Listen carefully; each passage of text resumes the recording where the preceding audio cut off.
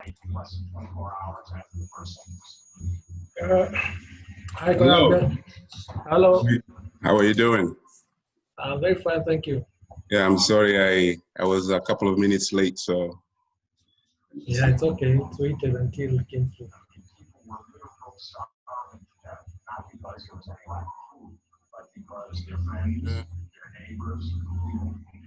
Moses, Bwana Kitao, habari yako? so can you hear me? I can hear you very well, thank you. Who else is on the line? We have karaoke. This is DG Karaoke. You know, this is very funny because I saw Koyabe for the first time in my life yesterday when I did the video conference with him. Now, which karaoke is this? This is DG Karaoke. DK Karaoke. DG Karaoke engineer. Okay, I know you. Roger, you forget about Nyenda, I know him. Now, Koyabe. Yes, sir. Gentlemen, how are you? I Fine, want to thanks. set my case very briefly. Yes. We spoke yesterday. I was away the whole day and I'm leaving now. But I have two media people with me. Sure. One is Victoria. Are you writing down? I always write down. By the way, I'm also recording, so for those who are not here, there'll be something. She's an anchor with the Metropole TV. Okay, welcome, Victoria. Yeah, Metropole TV is a commercial TV in Nairobi. Well, it's good for. And I have Yvonne, who is a design director of Metropole TV. Okay. So last time, they already know the topic. I told them you want to know about technology after COVID-19. That is the subject of our conversation today. So I would like to introduce them. Ladies, can you come over? Just hold on. Sure. Can you come? These are my brothers in college. Come here. Can you say hello to them? Hello. Hello. As we Hi, don't have how a are you? corona here, we are just. Fine, thank you. Hello. Now, this is Victoria, the anchor, and this is Yvonne, the design director.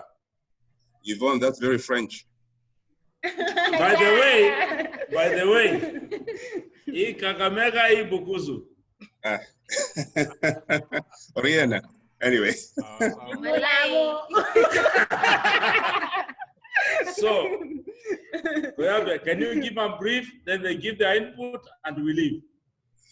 Well, I won't jump ahead of the conversation that we'll have with the team today. But essentially, what we are trying to do is figure out how we can leverage some of this downtime to think about technology and improvements that we can bring that will enhance not only the communities but also the economy and essentially get us to a better place in East Africa in general. I'm talking from the US, but of course we have all our other folks who are either domestic, local, and Onyendes in Nairobi, DG as well. So we have a lot of ideas that we want to share, how we can bring in either new technology or how we can enhance that technology to help education, our health, our financial economic sectors, agriculture, of course, and transportation. So those are some of the big key bubbles that we want to pierce.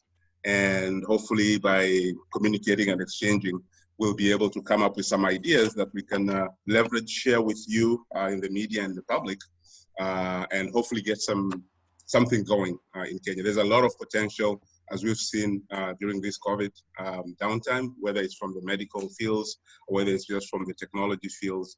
There's a lot that we can do, and I think we can improve the overall communities by just playing with technology or enhancing that technology. I don't know if that paints the picture of what we are trying to achieve.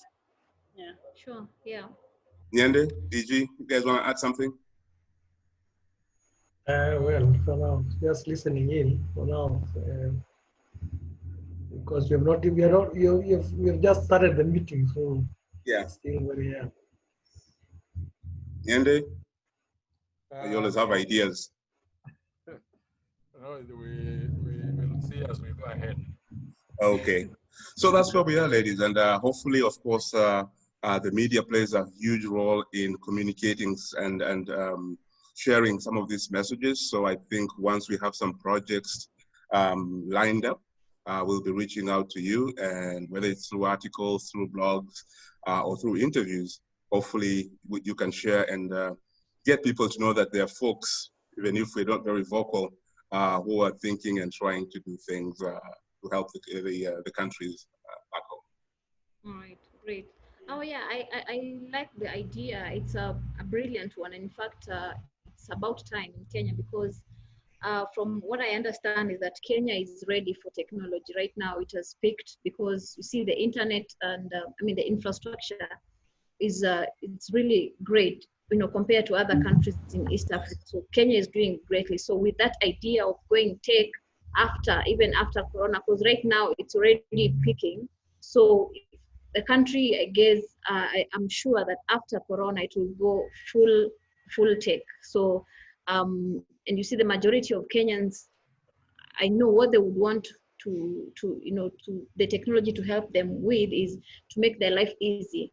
Can I be able to sell my whatever I'm trading? If I'm a farmer, if I'm just a business person, how can I be able to reach customers through technology in the easiest way? So I guess if you come up with such ideas of how to touch the lives of the majority, then you'll be on the great track. Well, Okay, so go ahead. sorry for interrupting. No. I'm Yvonne. So from where I sit as a design director, I think technology is the next phase that we are in. And COVID, I think, is a lesson to all of us. Mm-hmm. Everyone is now going technology-wise. Like, we don't have guests in studio. We use Skype and Zoom, and this is now our new reality. We should focus more on technology, business-wise, agriculture, and all other sectors. So I think this is a very great initiative that you guys are coming up with, and we look forward to, seeing more of what it has to offer to the society.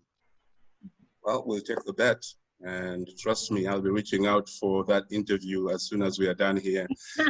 Yeah, so yeah, there are more people joining in, so I just want to let everybody. Kara was just joined that Balozi had some guests from media, and so they were trying to share. We're trying to just let them know what we're trying to achieve here, and hopefully, as we go forward, we'll have some allies in the media that we can count on to help dispel the message. Okay, nice to meet you. Nice to listen to your last bit. I'm Kara. I'm a good friend to Ambassador. Nice to meet you, Kara. Yeah. Nice to meet you, Kara. Great. So, and likewise, if there's anything that the media or that you think needs to be discussed or that has to, have a different eye, please reach back to us. We have, I think, people across the spectrum of anything you can think of in terms of expertise, capabilities, and knowledge. And definitely we can come up with some interesting concepts and ideas that hopefully can become unifying, stand. Technology for us is not supposed to be, it's supposed to make life easier. It's supposed to make life less dangerous for those who are using it. And it's supposed to make things a bit more comfortable, faster. So hopefully we can achieve all that through some of these conversations and discussions.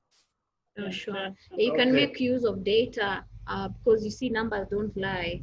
You want to know where the gap is, where nobody else has gone. And if they've gone there, what have they done? So that would be really helpful for you to know exactly where to go. And it's also good because for people like us, Metropole TV, we are business television. We only tell you about the data that we don't speak from assumption or anything. We speak you from the numbers point of view. So that's a very important. It's an added advantage to everyone here. Okay, let me interrupt MKO. Sure. these are very young people. I would request that you, Kariuki, Nyende, and Kara just give a background of yourselves so that they can get motivated to where you are and how you came there, please. We'll start with the youngest, Nyende. This is the youngest. This one is 23, and this one, how old are you? 23, 30. Please. I'm not that young. My name is Roger Nyende. I'm in education. I'm a teacher. I've taught in a number of government schools. And now I'm in private teaching. Nyende, up the microphone. Up the microphone. Yeah, I'm now in private teaching. I teach in Laibon High School. Oh, That is very briefly what I do, yes. all right. Maybe I can say my name is DG Karaoke. Okay, the first name is I think plastered there, Domiciano Gazi Karaoke.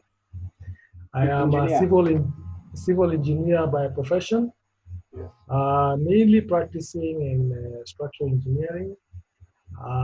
In the private sector. In other words, I run a small consultancy firm.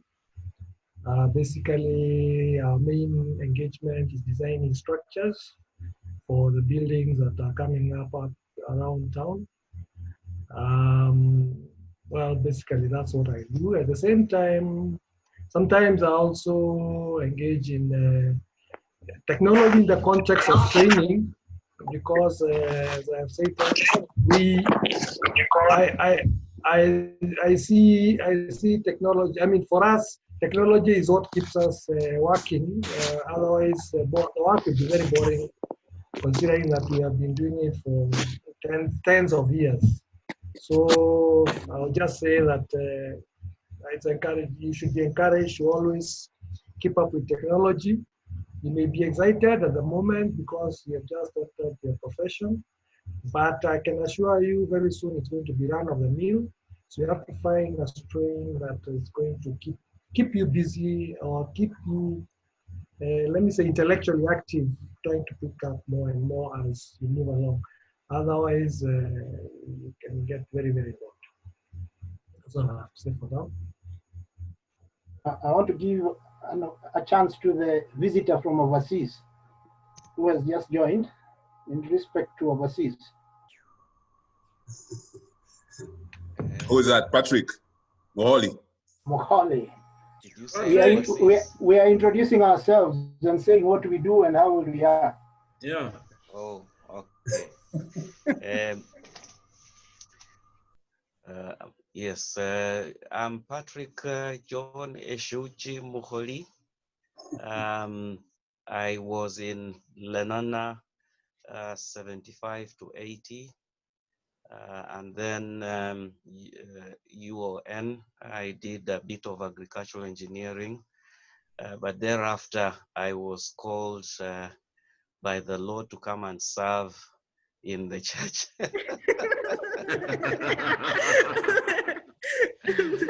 So I'm just holding.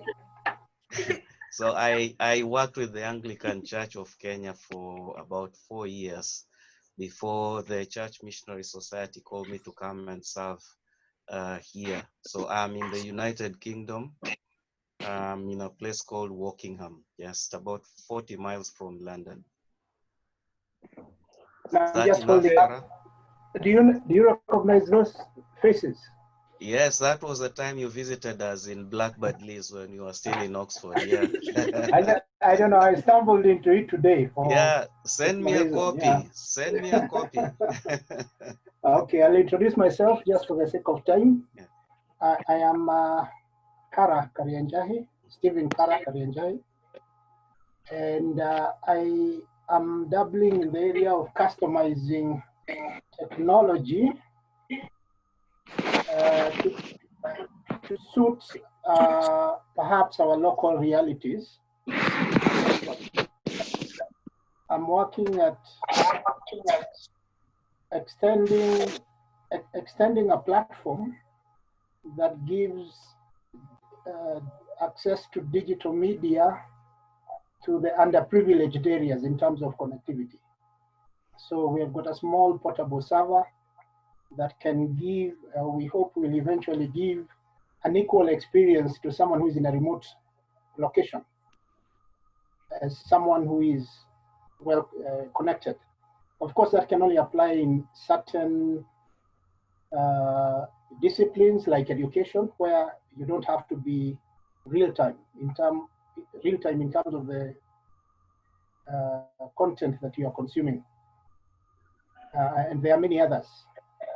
But one of the effects, just for the sake of our visitors there, and I heard you say that data never lies.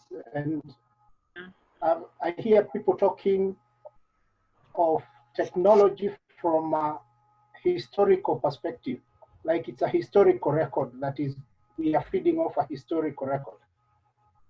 Of course, we are also aware of real-time record. But what is happening now is that we are finding technology has overtaken us. And it is now us who are having to catch up with technology, or to present ourselves to technology, so that instead of technology responding to us, like we used to have tools that responded to us and do our bidding, we are finding more and more that we are having to do what technology is requiring us to do. And suddenly we find that instead of us having a control over technology, we are the ones who are getting embedded into technology, which is a very interesting phenomenon, because it reorganizes a lot of things about the way we live, about the way we work, and about the way we look at the future. The next guy, you're off screen, Engineer Boga. How about that? There you go. You are still looking like you're lying down. Okay, how about that? Let Kamau introduce himself. Yeah, good evening, gentlemen. There are ladies as well. Oh, there's a lady. Two ladies. Oh, good evening, ladies and gentlemen. Yeah, good evening. My name is Mbogua Kamau, 75 to 80 in Lenana School. I studied civil engineering at the University of Nairobi, and was a consultant with GIB, both in Kenya and in the UK, for a number of years, then moved on to construction with Steel Structures Limited, and then Mugoya Construction, putting up buildings like Times Tower, NSSF building, and so on, before setting up a project management company. And I've been in project management since 2001, and handled about 250 projects to date. The latest that would be well known by people would be the new KCB headquarters in Upper Hill. So I'm in the space of project management, and other times in the space of real estate development. We've got quite 5 or 6 of our own developments going on in hospitality and affordable housing, and so on. My space in technology is as a user. Yesterday I presented on Zoom, made a full presentation of a 1,100 apartment complex development. For the first time, I presented to a board that I could not see, and I presented for 2 hours on Zoom. So I come in to listen and to be told how I can embed myself more. I don't think I can play a very, very big role in your kind of technology. I still consider putting up buildings like KCB as technology. But nowadays I keep being told that's not technology. So I'm here to listen today to be told what is technology then. Thank you very much. All righty, thank you. We have some more people who've joined. It's getting very populated. Mugo, are you on? Yes, I'm on. I'm just trying to, I don't see myself here. Do you guys see me? I think you're technology challenged, so you're at the right place. We'll teach you technology. Okay, just go ahead. Yeah, so Mugo, use your phone for video. last time I didn't have a problem. I know there was like a video thing you turned on. So that's what I'm trying to figure out. If you don't have a camera on your desktop, then just... No, I do, because remember last time there was no problem? Yeah. And someone gave me a simple instruction. I should have written it down. Anyway, yeah, asante sana, Moses and Kara, and the rest of the crew. I really appreciate being on. And I think I'm like GM, Sasa GM. I think I'm in the same mold, trying to learn and to see. I'm very, very excited about this session because I know that technology is key to our standard of living today. And I don't care whatever facet you look at, technology is going to be very important to bring the comforts of life. I myself am interested in technology with respect to the home. How can is it possible to live entirely in Kenya right now? Is it possible to live entirely off of the grid? So can you have your electricity? Can you have your, through solar power? Can you power a home completely so that you may even be a net contributor to the grid? That's something I'm very interested in learning about. What are the implications of small scale farming? For example, if you have just a small shamba, maybe 1-2 acres, that you would like to have a cow or two, a borehole as your source of water, is it possible to use solar technology to be able to extract water from, say, a 200-meter borehole and store it maybe in an overhead tank without having to buy diesel? Because the experiment that I did some time ago, that was the challenge. We always had to run every day or every other day to buy diesel to power the generator. And I found that to be quite expensive. So I think those are the two main areas in terms of specific interest to me. And in terms of a general level interest, it is what Matere alluded to a little earlier about the extent to which, for example, we can control our forest resources, our trees, the impact of technology, and especially drone technology on plant management, disease management, crop management, and other areas that will really help to foster our development as a nation. Those are things that hold a dear interest to me, although the application is for the general public. Yeah. So thanks a lot for making this possible, Koyabe and Kara.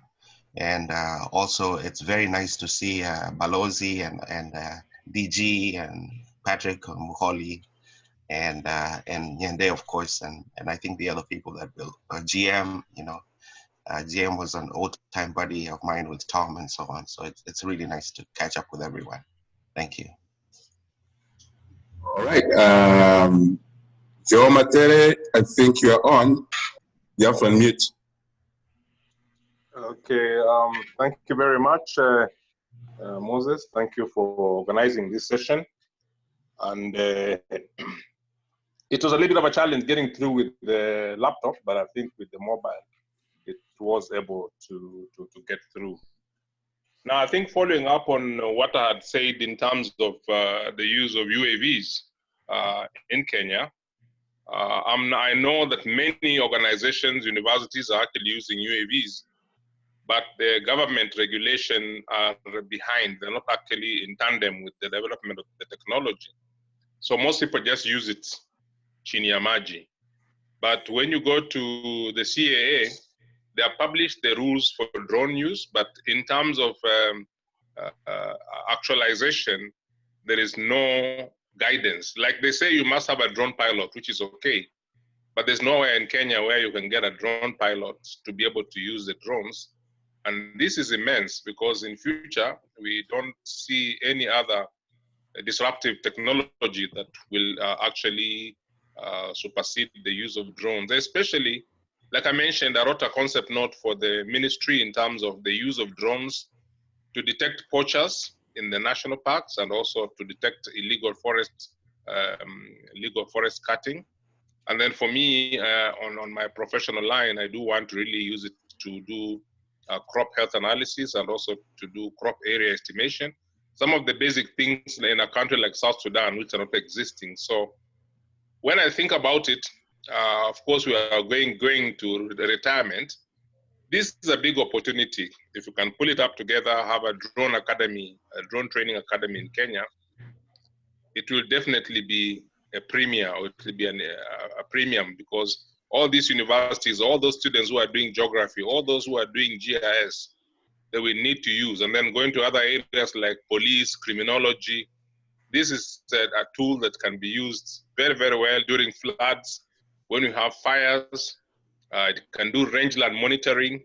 So these are some of the things that I was actually just thinking that in case, I know it will be a long shot, but we can start it and try and set up a drone pilot academy where we'll be able to use this technology just the way it's being used in South Africa and to some extent Ghana. Only those two countries have got drone pilot academies, the rest don't have. You have to go to Europe or go to Australia or go to US. And most times those licenses are not domesticated to the African condition. I know Rwanda is doing very well in terms of drone technology, but I'm not aware if they have any drone pilot licensing academy. That's why I'm thinking that as old fellows, before we retire completely and go to the beach to look at the waters, we can do that one as a corporate give back to our young people in the country. Sure. Thank you. All right, Bulwa, you're muted. There you go. All right. Yeah. Oh, no, you've already gone through. Okay. Yeah. Yeah. No, Tango. Is it Tango? Who's on the iPhone? Yeah. Is it Tango? That's Nyaga. Okay, Nyags. You're next. Yeah. The whole idea is just to a quick intro because we've got some guests on call, and then we'll delve into our conversation very quickly here. Is he really there? He was. I mean, he's still there. Yes, he was. I saw him, but okay. Seems anyway, to be behind the iPhone. Tell all these guys to get their children to sort them out when they got such big egos that instead of just asking your son to sort you out, it's a bandwidth problem. In 10 seconds. All right, I'll go then. Moses Koyabe, and it's exactly 8:30 in the morning here in Arizona. I'm on the west coast of the US. Temperature today will be about 42, 43 degrees. So this is where I am. But like the rest of the team, I was in Lenana. I joined much later. I was just there for 2 years in 79 and 80. And then moved over to Europe, did aeronautical engineering and electronic engineering and a master's in aeronautical engineering. Joined a small company in Europe called Airbus, worked for them for about 24 years. Of course, most of the major programs up to the A380. I also did work with Boeing on everything until the 787. And then I moved to the US. So I've been out here now for about 16 years in the US. And I quit the corporate world and joined small business. So I'm part of a small business leadership, and we are involved in high precision positioning systems. So about a week ago, I think everybody watched SpaceX launch one of their rockets, the Dragon. So some of that technology is what we deal with in terms of positioning and guidance. So that, in a nutshell, is who I am. I mean, always try being very vocal on a lot of things, but technology is one area that I'm very passionate about, and we'll have a chance to talk about it. Just as a joke, some of my greatest achievements have been hacking my coffee machine and hacking my car. So those are great technological achievements. Anyway, so that's what I had to share. Nyags, are you back on or? Oh, he's disappeared. Okay, so that's the group. We have quite a number of people on, and we just wanted to share that with you, and hopefully we'll have the media supporting some of these initiatives as we go forward. Okay, Moses, can I make a request? Sure. I would like Victoria and Yvonne to introduce themselves fully. They are media people, and each give a point about their opinion on technology after COVID-19. Then I leave, please, if you don't mind. No problem. We have time. Okay. Can you start? Let Victoria start. Yeah, No. I already did my presentation yesterday. Can you go ahead? Right. Okay. Good evening, gentlemen, and good morning, gentlemen. Say your full names and what you do. My name is Victoria Amunga. I'm a journalist based in Nairobi, Kenya. Been a journalist for the last 10 years. Started on radio, that's Radio Maisha for Standard Media. Then now I'm with Metropole TV. Been here since last year, and I specifically report on business matters, be it technology, agriculture, finance, anything business. That's why I'm specialized in like that. I have a bias in on business matters. Yeah, technology is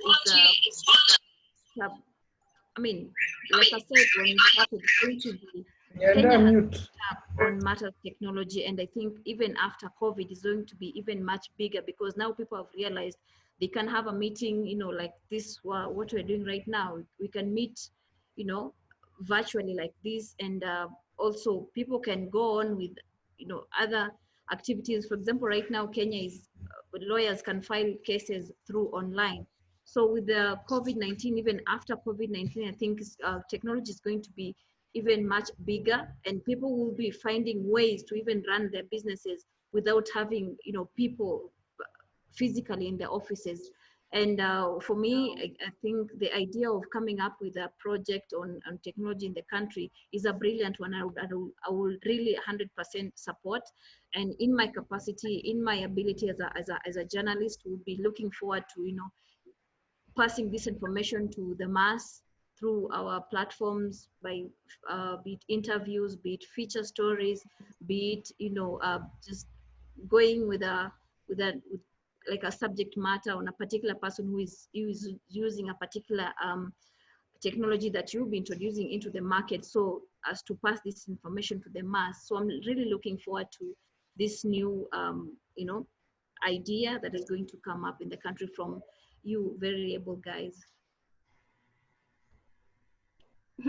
Okay, so good evening and good morning.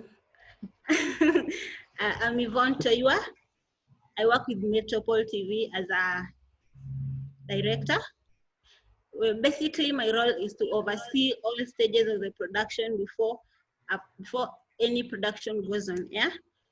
And I've been working with Metropole for the last 1 year. I just graduated like 2 years ago, so I'm still new in this field, but I learn fast.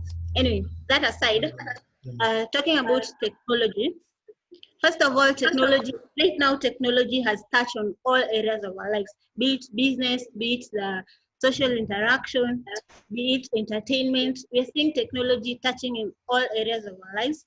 And I believe business to business enabling technology is going to be emphasized more after COVID. And also we get to see the essential service providing will also be emphasized. And again, talking of entertainment, we're seeing Netflix. Now Netflix is in market. Zoom is also in market. So I think technology is going to be a part of us, and it's high time we also embrace the change, and and also come up with certain projects in line with technology. So I think this is a very good initiative that you guys have come up with, and I look forward to hearing more from you people. Yeah, thanks. Well, thank you very much. Once again, I think having the media awareness is key in some of these conversations we are having, because we don't want to look like an underground how do I call it, an underground organization. We want everything to be open. We are just in the preliminary stages of trying to figure out what we can bring to the table, but we definitely look forward to having you support, convey, and also probably communicate in the language that you know best some of these messages, both to the administrations, the leaderships. I know we've been talking about the Civil Aviation Authority, some of those challenges, and actually showcase some of the things that we can do if we have everybody working together. I know we have a lot of very prominent folks on this call, and I'm just a little boy in Arizona, but I know we have some very powerful, folks on this call, and hopefully we'll be seeing developments and progress going forward. So thank you very much for being patient with us. We will now go into the nuts and bolts of some of this stuff, but you're always welcome. And Professor if you want has to do just a feature, appeared. yeah, I know. Bwana Mairura, can you just a few words? We have two journalists, so don't be too crude. So present yourself very quickly.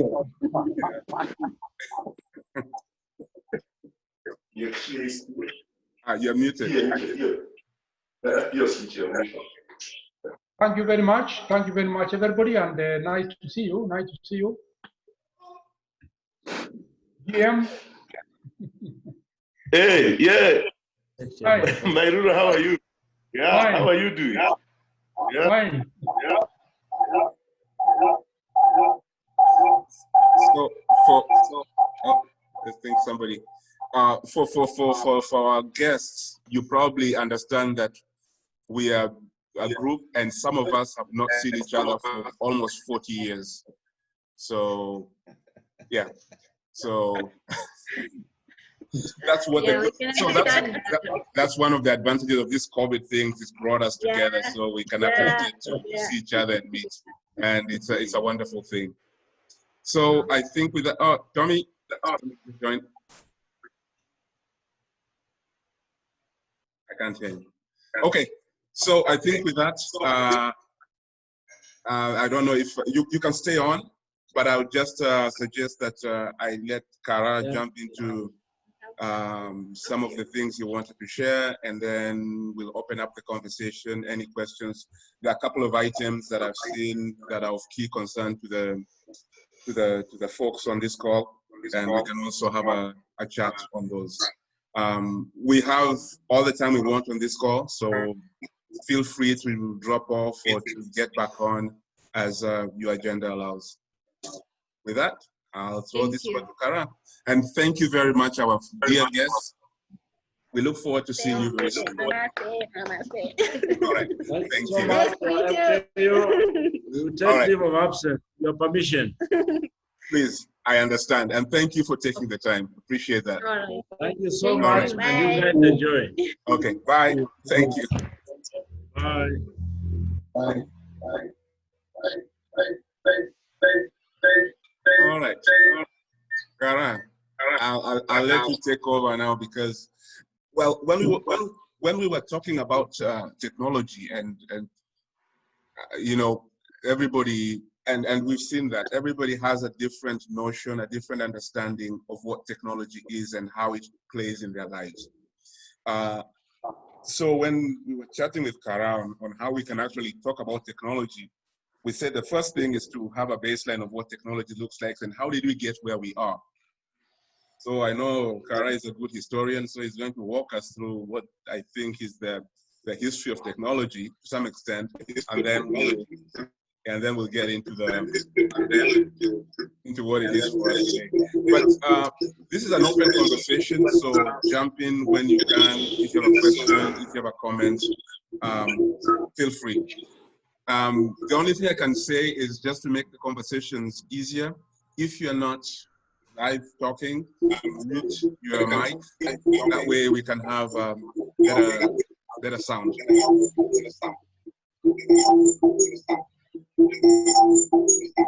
Currently, Nyanda 2 is echoing the conversation. Yes, I'm removing. Okay.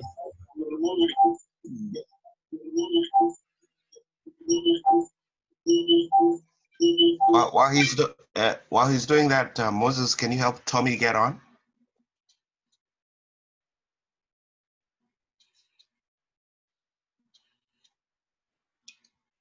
Oh, hatukusikii Moses, eh?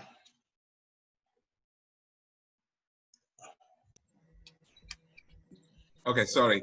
I was saying Tommy's on, but he's muted. Okay. Can you, oh, he has to do it on his side, huh? I can unmute him. I can ask him to unmute. Yeah, just why don't you hook him I up? don't want to unmute people unless they want me to. No, that's the whole purpose of being here. Hi, Tommy. How are you doing? All right, thank you. Okay, now he's on, so I think we are good to go. Kara. Endelea Karab. Okay, I can't resist this. Lucky Balozi. He seems to be still functional.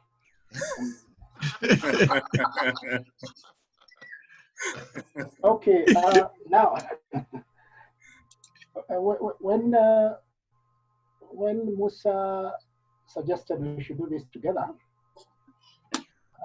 and appreciating that perhaps we have all used the term technology from our different contexts, you know, our different vantage points. I responded that since the topic is so wide, what I'll try and build is a sense, that sense of context, that like we've all introduced ourselves, our needs and our usages of technology come from all manner of directions.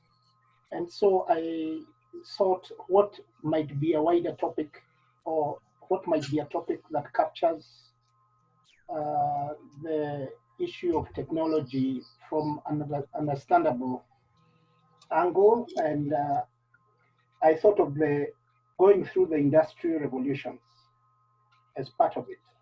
And because everything that has been happening in the time of the Industrial Revolution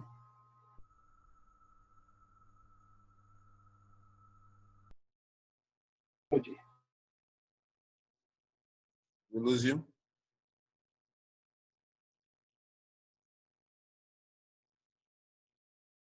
Hey, Kara? the meaning of the term technology perhaps has changed. Few notes and tell me if I get that. What I'm talking about is talk about and easily understood and consciously used. Those are the three things, and they were for the purpose of improving our lives. So they were, they were tangible. You could, put words to them. But currently, the term technology seems to be changing to be more about powerful enablers that are very widespread in definition. So you can't pin down what enabler one is actually talking about. And these enablers have taken control of us so that our perception of the world, and they are determining how we perceive the world, and they seem to be changing our behavior and ultimately to affect what it means to be a human being. It seems we are now sucked inside the definition of technology as human beings. And these effects are indicating to the scholars of this area of science that we are in a fourth industrial revolution that builds and extends the impacts of the previous revolutions. And as a matter of fact, the second and third revolution were not clearly defined at their time. It is like they have been defined in retrospect in light of the impacts of the fourth industrial revolution. Then it was necessary to look back and see, we had an industrial revolution. And I'm sure many of us read about the industrial revolution when we were in school. I think it was about switching from agriculture into mechanized things. There was steam and the external combustion engines that drove mechanical production, and there was mass production. And with that, people needed to move from their village setups and come into towns, and there was an explosion of settlements in towns. And that was more about the first industrial revolution. And then the second industrial revolution was more about the efficiencies that now necessary as a result of now having moved into towns and having a lot of power to do production with. So there was division of labor, there was the issue of electricity and its generation, its transmission, its distribution, and as I say, the mass production. Then came what we are now familiar with as the technology that is currently driving us, which is the third industrial revolution, which has got to do with digital technologies, electronics, IT, and how digital helps in production. So we have automated processes. And the fourth industrial revolution, which is what I'll focus a bit on now because it has kind of just started, but these industrial revolutions have kind of been overlapping one over the other. So there are no distinct lines that draws when did the first end and when did the second start and so on. So right now, the third industrial revolution is in full swing, but it seems there is another revolution that is happening, which is now integrating cyber systems and physical systems. And by physical systems, we mean human beings. And that is why I have kept repeating that it seems now it is the human being that is being taken in by technology to understand and find our place in this technology rather than the other way around of having technology serve us. Those are the four industrial revolutions. And let me, on the fourth industrial revolution, just give me a moment as I get this note out. Musa, are you controlling my notes? Yeah, I am. Sorry? I am. Let me see. Oh, okay. Get me to the fourth industrial revolution. Okay, which is coming down. Okay. Oh, are you broadcasting the notes? No, not the notes. I just had the slide. Okay, I don't know. There's a PowerPoint that's being shown. We are on the technology track, navigation, and the next industrial. I see why that is happening. Okay, I've got some notes that are going with that. Let me, okay. Then he has to allow you now, to about share screen. Yeah. No, I don't share this. Musa is the one who's sharing where I am at, because this is just comments. Okay. So the fourth industrial revolution is the one I want us to reflect on in the context of this discussion, which is the blending of human objectives and those of what we might call the virtual objectives of machines. Because it seems now, beyond humans communicating with machines, we're at a stage where machines are communicating with machines, and where communications happen, there normally is an objective. So we can distinguish, we have been having human objectives that have been served by technology, but now we are having objectives within technology itself where machine is controlling the other machine. And this has been brought about because of the global nature of the technology platforms that we are discussing about. Before, technology was kind of very localized. It's what you are using with you where you are. Today, we have got things like the internet, and we have got data centers, we have got connectedness, networks, and these bring a completely different dimension, because these are machine parts that have got to work, and you've got to work with them and blend together.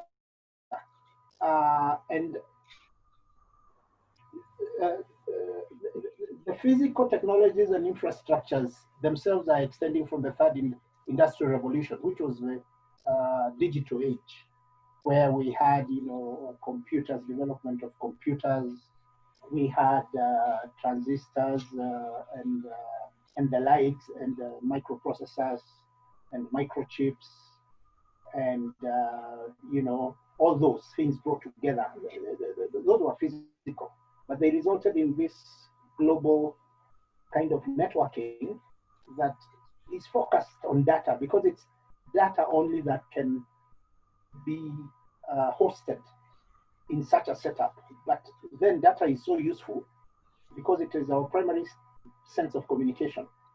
And so it has made everything else much easier, because even if you've got a physical machine that needs automation on one end of the world, so long as there is connectivity and I have compatible data from this other end, then it means that we can actually use technology in production in that sense.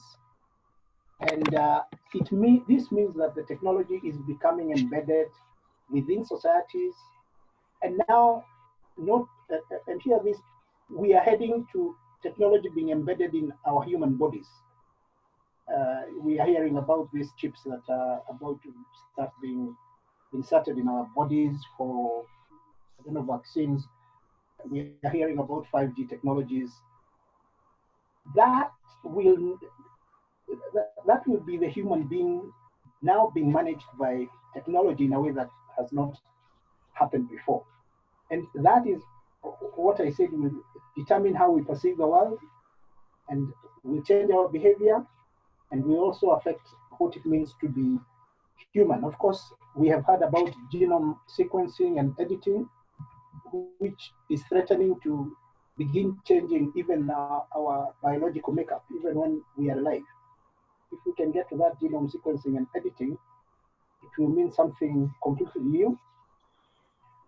We have this famous artificial intelligence and other forms of machine intelligence. We have got breakthroughs in materials such as fiber carbon and other nanotechnologies that will bring us to the age of digital printing. And that is significant because it is actually taking us, 3D printing is actually indicating that we'll be going back, now not mass production, but where you have got individualized production. You can perhaps print out your shoe, or as they say, different things in your own privacy. So we go back backward to away from mass production, and we are back to individualized production. And then we have got also other issues of governance. That, in governance, we have got a central, many times we have got central entities that we trust with many things, our governments, our central banks, our this and that. We trust our regulatory bodies. We actually donate donate trust to them. But with the new technologies, we will be going into an era of what you've been hearing, the blockchains, where generally the term used is we go into a trustless society, because machines are taking care of that area of trustworthiness will be taken over by machines. And so we will live in a trustless society, because machines can ensure that what you tell me is enforced, or you cannot move unless you satisfy your end of the bargain. 3D printing, as I've said, is big. And as I said, it will be taking us back on some of what we had recognized as the earlier industrial revolutions. Of course, virtual environments in skills improvement, like trainings and even the kind of virtual environment we are on now, they have exploded, especially with this pandemic. And it needed to take a situation like this one to show us where we are going into the future, because I don't think, even if COVID ended today, we can imagine that we are going back to how we used to do things. I think many people are even now giving up their office spaces and the likes. The other thing that helps in manufacturing and in production is that now we don't have to create physical prototypes as much as we used to, because complex simulations can be enabled via digitization. So a lot of things we can do our testing, we can do our designs and testing online or on computer, and we don't have to establish physical parameters the way we used to.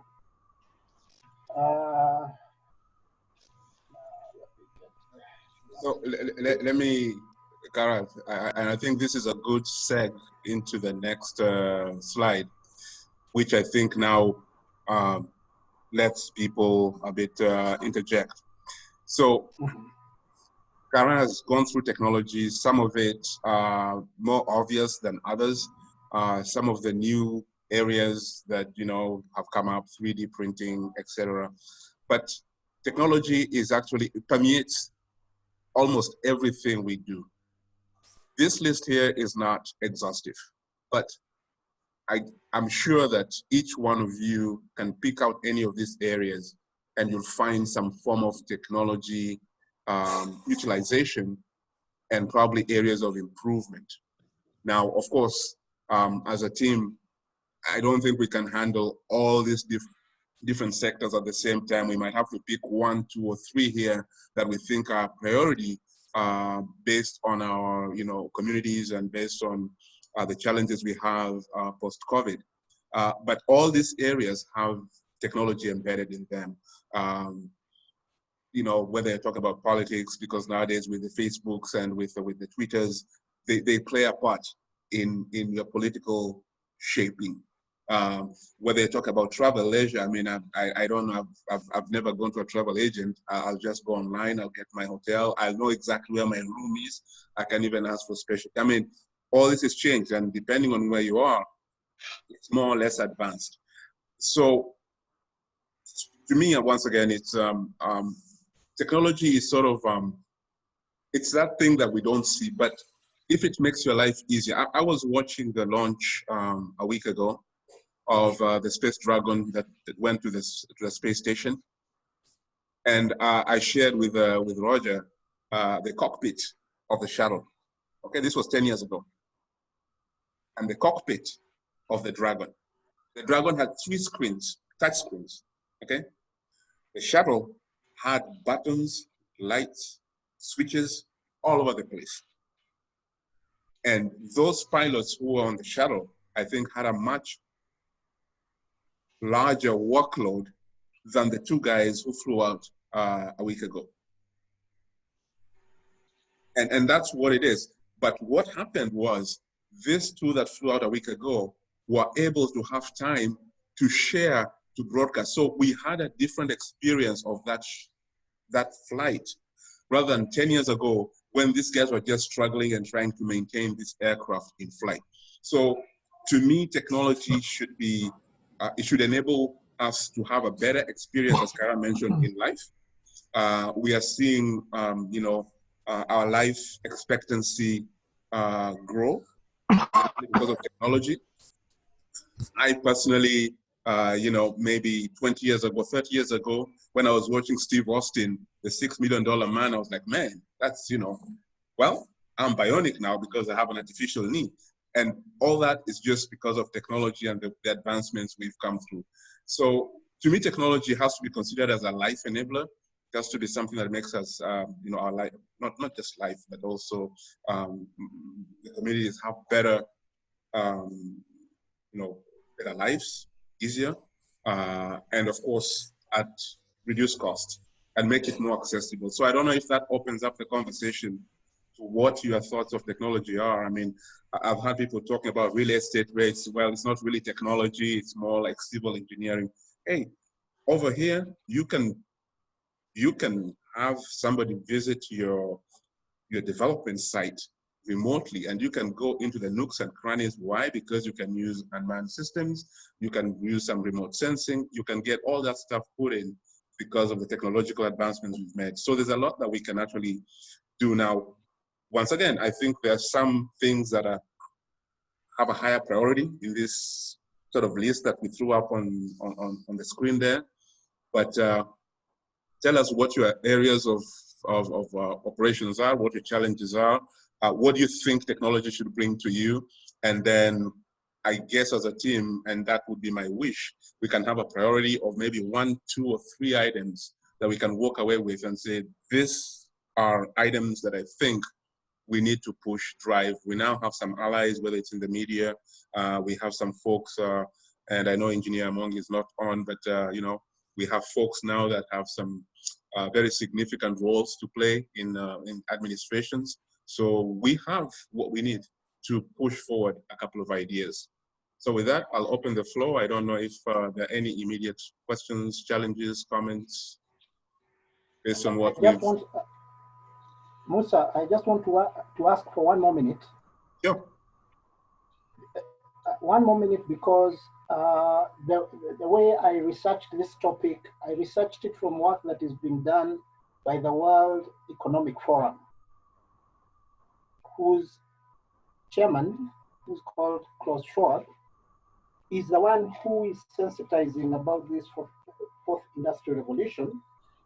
And my concluding remarks will be, it seems that we need to think about technology in the context of 3 main areas. The first one is inequality, the inequalities that exist in the world. We need to consider that the richest 1% of the people globally now own more than half of the entire household wealth in the world. We need to consider that 62 individuals control more assets than 3.6 billion poor people. And that's on the issue of inequality. The second issue is security.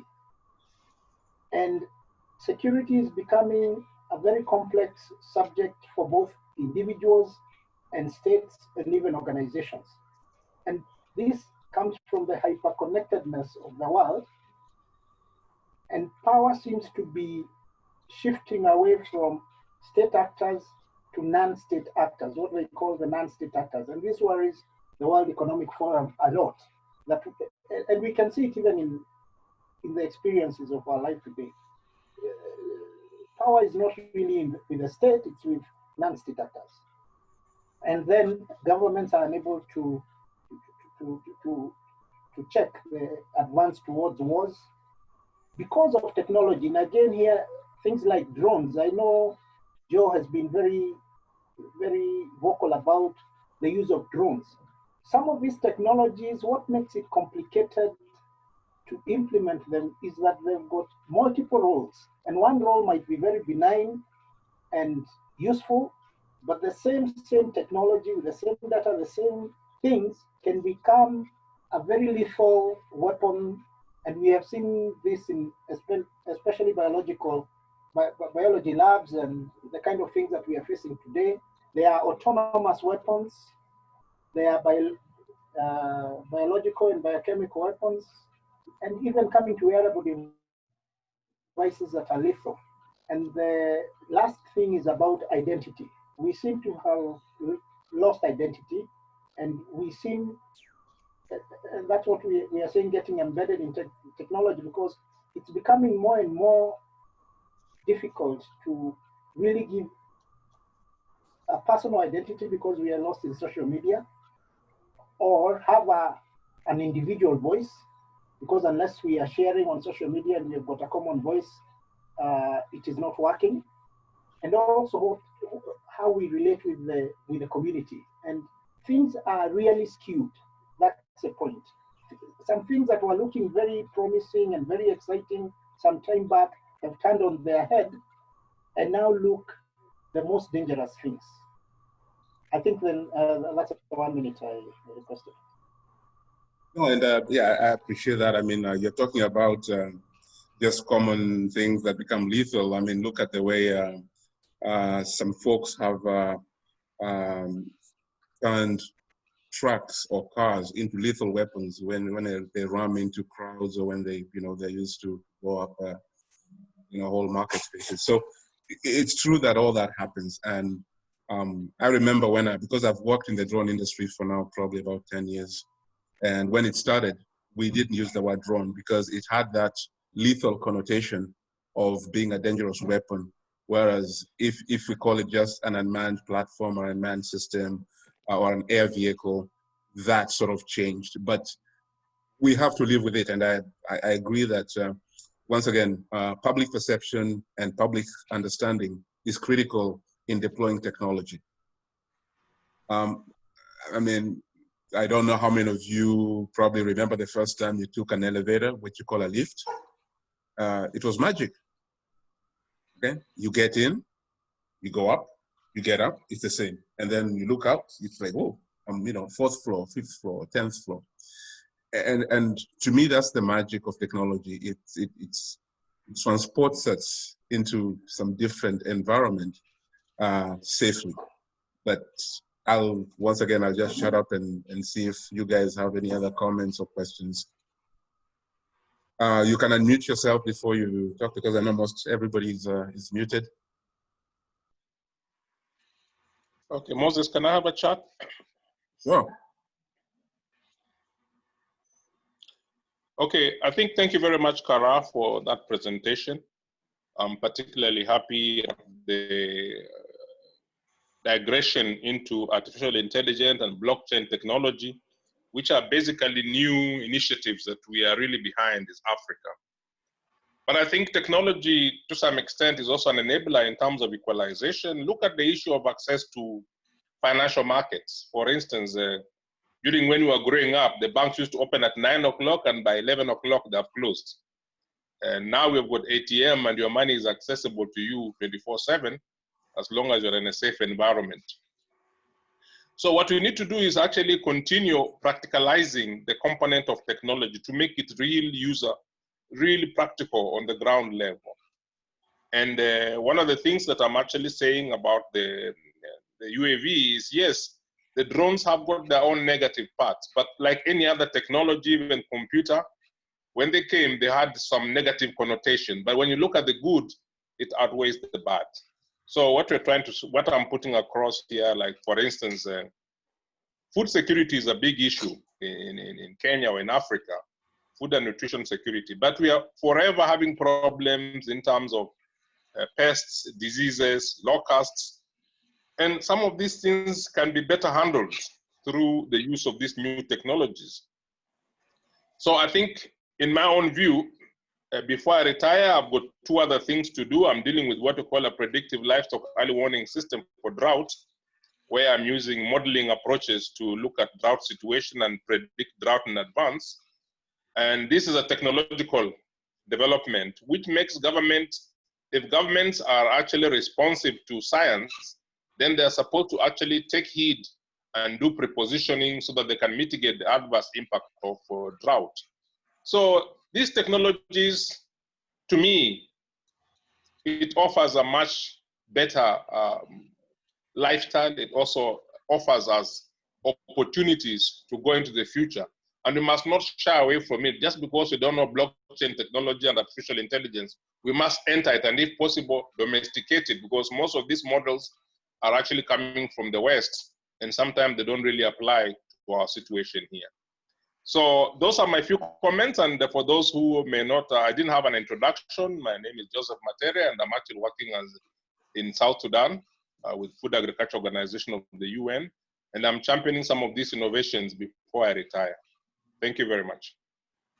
Thanks, Joe. And we still have stuff to talk about, so we'll continue talking. Yeah. Any other comments on what has been the biggest challenge for you in terms of technology for each of you in the various areas? I know that was it DG it was Mbuba was talking about real estate and technology, probably, I wouldn't say not applying, but sort of looking a bit different from his point of view. What are the challenges in applying technology in those fields? You're muted. Yeah, thank you very much, Moses. Actually, it's been a pleasure to adopt technology. I'll give you 2 or 3 very recent examples where your kind of technology has come in very handy. We recently had to do a detailed engineering topographical survey of a piece of land, 1,500 acres. Now, traditionally, we sent out surveyors with levels and yodelites, and and they took days and days and days. And when you got into thick forest, then they had to clear the bushes, and very laborious. In this case, the surveyor we brought on board, they came in with a drone, and not only did he finish the topo in 3 days, but he also took a video of the entire landscape. So for a fraction of the price and a fraction of the time that it would have taken us, this guy presented us with much, much more information than we would have ever hoped to receive using the legacy way of doing things. So that's a very pleasant one. And because we have videos and everything, it's very easy now for the architects and the engineers to imagine their designs, because they can now see a live video of what's going on site. That's one very pleasant one. I think I gave you another example where we are now, although we are in partial lockdown in Nairobi, managing sites even out of Nairobi by, guys sending us real-time videos and photos and work plans.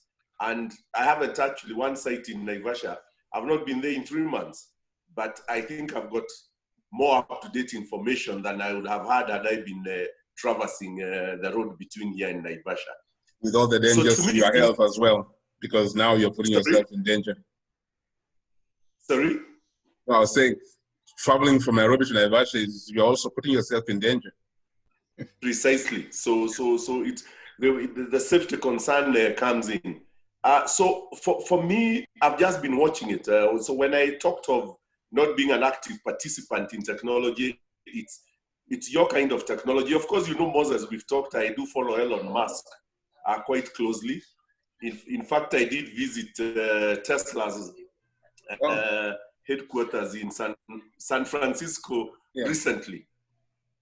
So I find it exciting. I drove one of the cars, and it's amazing. So I actually actively use technology now, and my office has been closed for 3 months.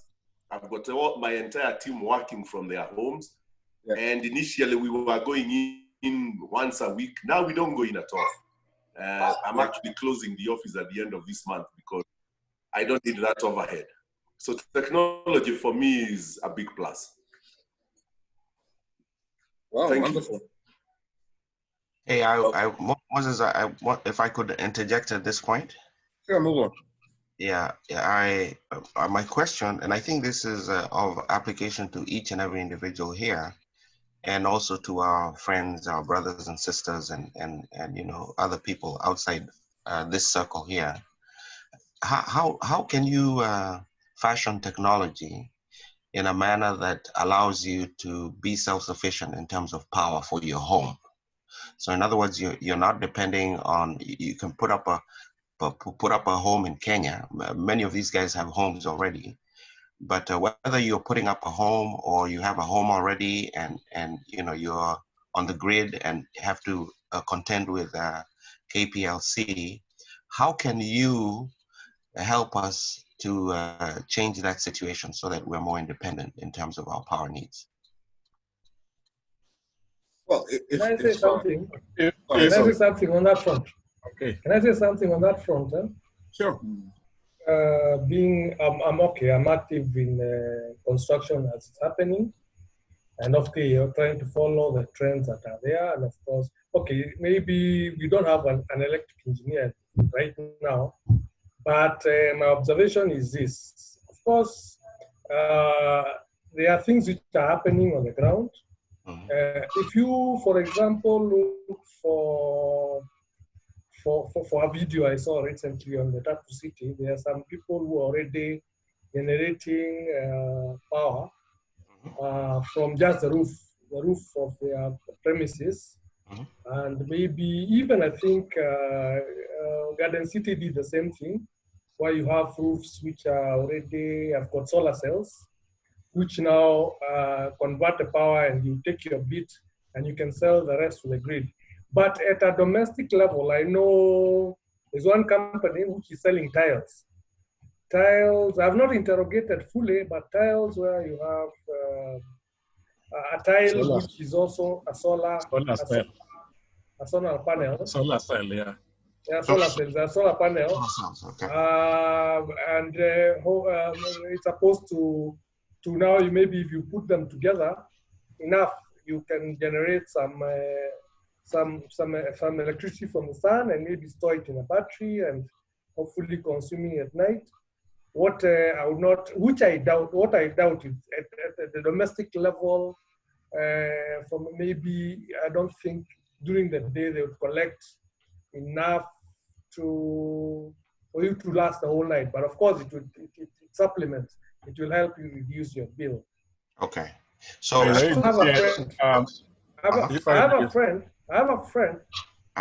have a friend who operates somewhere near Kansas City. Who has now invested, for example, in this. Thankfully, there they have a lot of wind. So he has a wind turbine, and the wind turbine actually facilitates his lighting because he doesn't have power. During the day, it's like running even during the night. And he's storing that energy, and during the night, he's able. But the question about being fully, I don't think the technology, from my observation, has reached to a stage where you can be fully self-sufficient. In terms of getting enough from those renewable energies to make you totally independent. But of course, being able to supplement. And then there's another angle which you have to look at, because we have always looked at this, even when you're doing construction. There is, you may wake up with all those ideas and decide you want to invest that route. There is a catch. Depending on the current development of this technology, sometimes it's such that the investment you have to put in order to achieve those, to get that green energy, when you translate to what you're saving over the long run, getting it from the power grid, sometimes does not make economic sense. If I'll throw a wild one. If you're going to invest in that equipment or whatever it is, and then the kind of investment you're putting is more expensive than your foreseeable power bill, then it looks good, but surely are you getting value? It's just my small take. But of course, the electrical guys, if we had any, would be able to talk more on that. But that's my observation, having practicing in the field. Because I know, but so just to add, there is a factory, not a factory, there's a project we did in the solar area. And actually the client has invested in solar panels, which I have to design for to accommodate. But you see now here, you're talking about big areas, because if you're talking about a go down, it's got a fair amount of sunshine spread. And he's actually, for him, investing in that maybe makes sense, because he's able to that energy he's able to save, because of course his power bills are much more than getting out of it. So that's, and even the next development we are doing for him, actually, he wants us to put in capacity to have solar cells on the roof.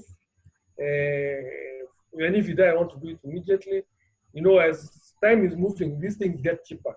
Maybe right now it's more expensive, but within a few years and so and more, that interest, that technology grows. Better. It gets better and cheaper. That's just a small input I had.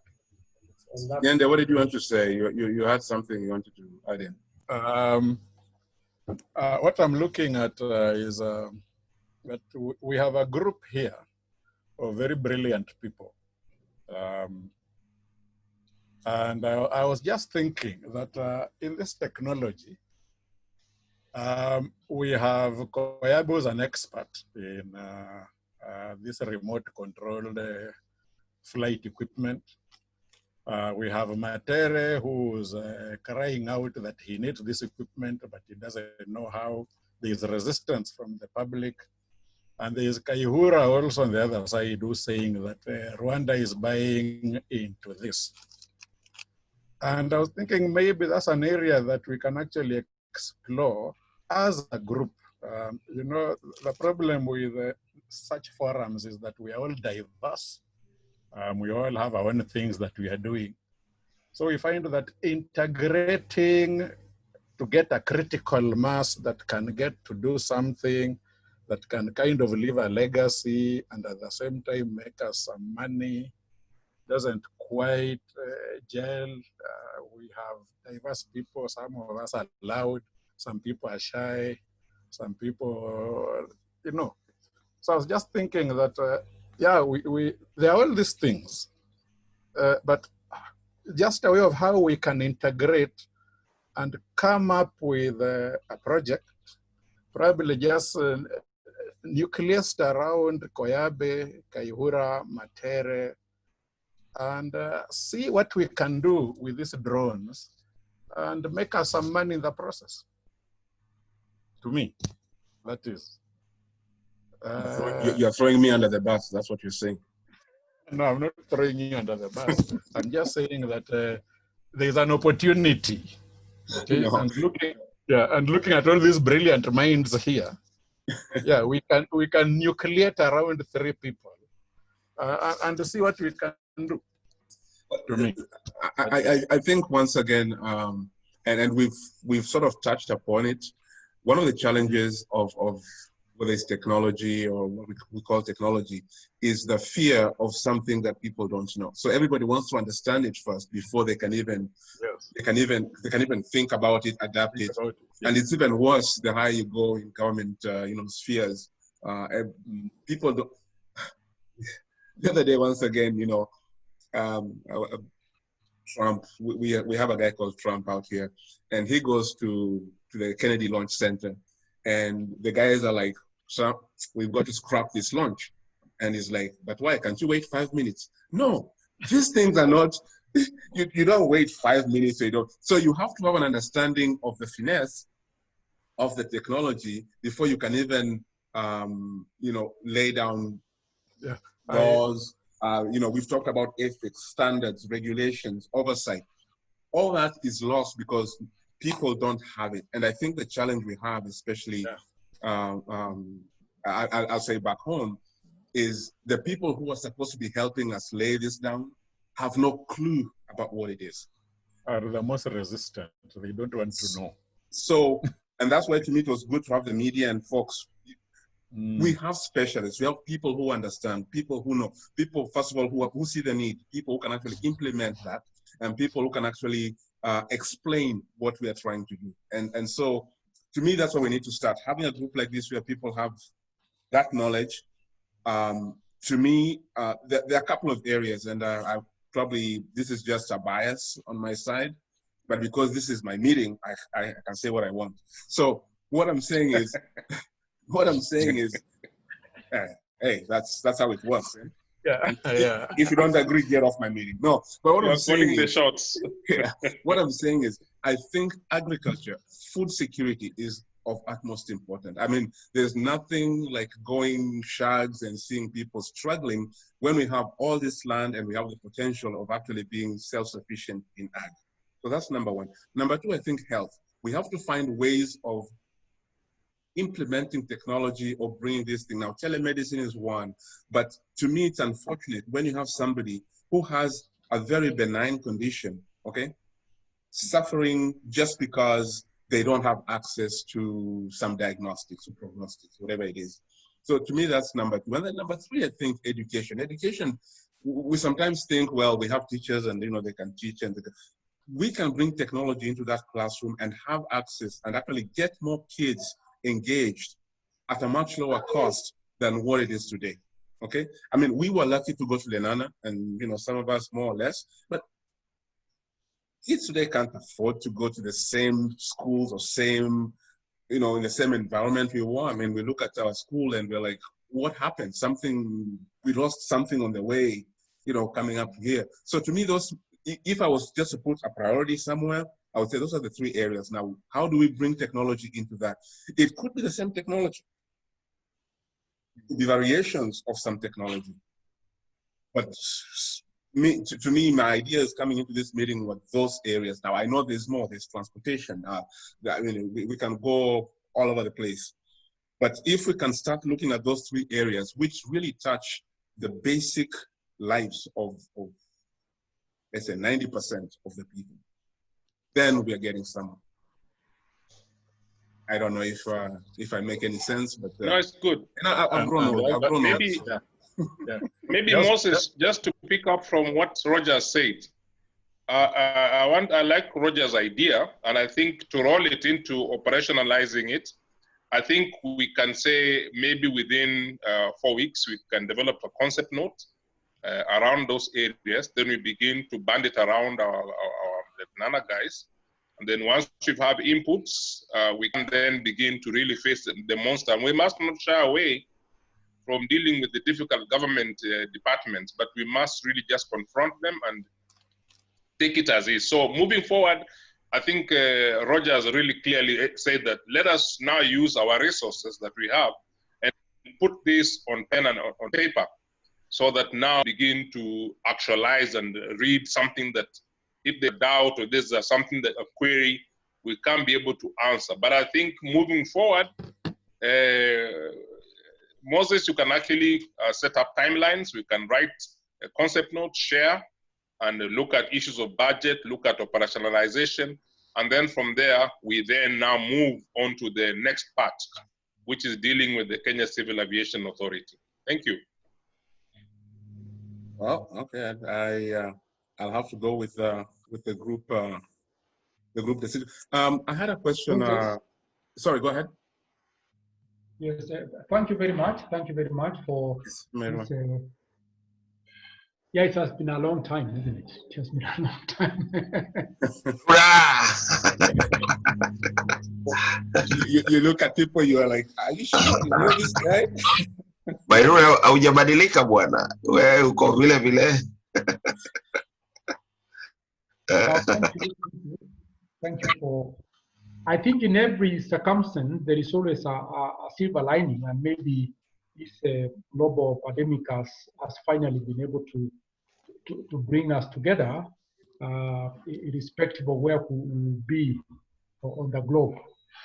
Now, thank you very much. I think as the chair or the host has actually indicated, health, agriculture, education, of course, these constitute basic human needs. They constitute the very basic human needs. Health is about life. It's about ourselves. It's about ourselves. Without health, then nothing else. We can't speak of anything else because that is really what we are. So life, of course, then to sustain that life, of course, there is food, agriculture, and of course, it's always very difficult to know where to start, but education, of course, then ties all many of the things, brings them together. How then through education you are able to improve one's health, through education how you can be able to improve food production and nutritional value of that food that you produce and so on. So this, if you ask me, I think they also are in line with the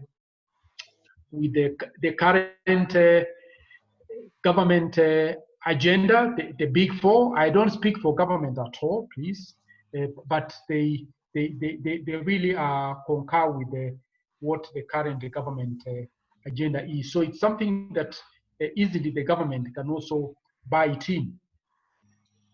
Then I think as proposed, we need a few of us, 2, 3, okay, operatives to draft a document, which then we can, the rest of us then can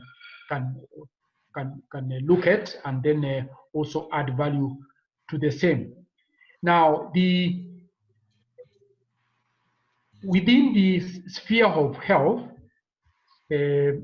I think because life is now moving into towns, cities, and I now speak besides being an engineer, but also now as a town planner, the issue of transport has become so part and parcel of our life and even to our health that even as we draft that document, that can also be swallowed up into health, because one of the things that's really causing serious environmental pollution, the air we breathe in our cities. And I'm told now from Nairobi, you can actually see Mount Kenya. And if you are at a higher place, you can actually see Kilimanjaro down there. And it has got to do with the air that has now become cleaner due to the less travel, less motor traffic that we have. And of course, as medics who could be on the forum will explain, a lot of the challenges health-wise that we are facing, starting with the very young ones, have got to do with the air pollution in the city. So I want to see how that is also incorporated even within the sphere of health. That would be a very important contribution. So that's all. Maybe I may want to start there. Of course, then as somebody who teaches at the university, of course, the issues of education are key. And indeed, we have been trying to see whether we can teach online.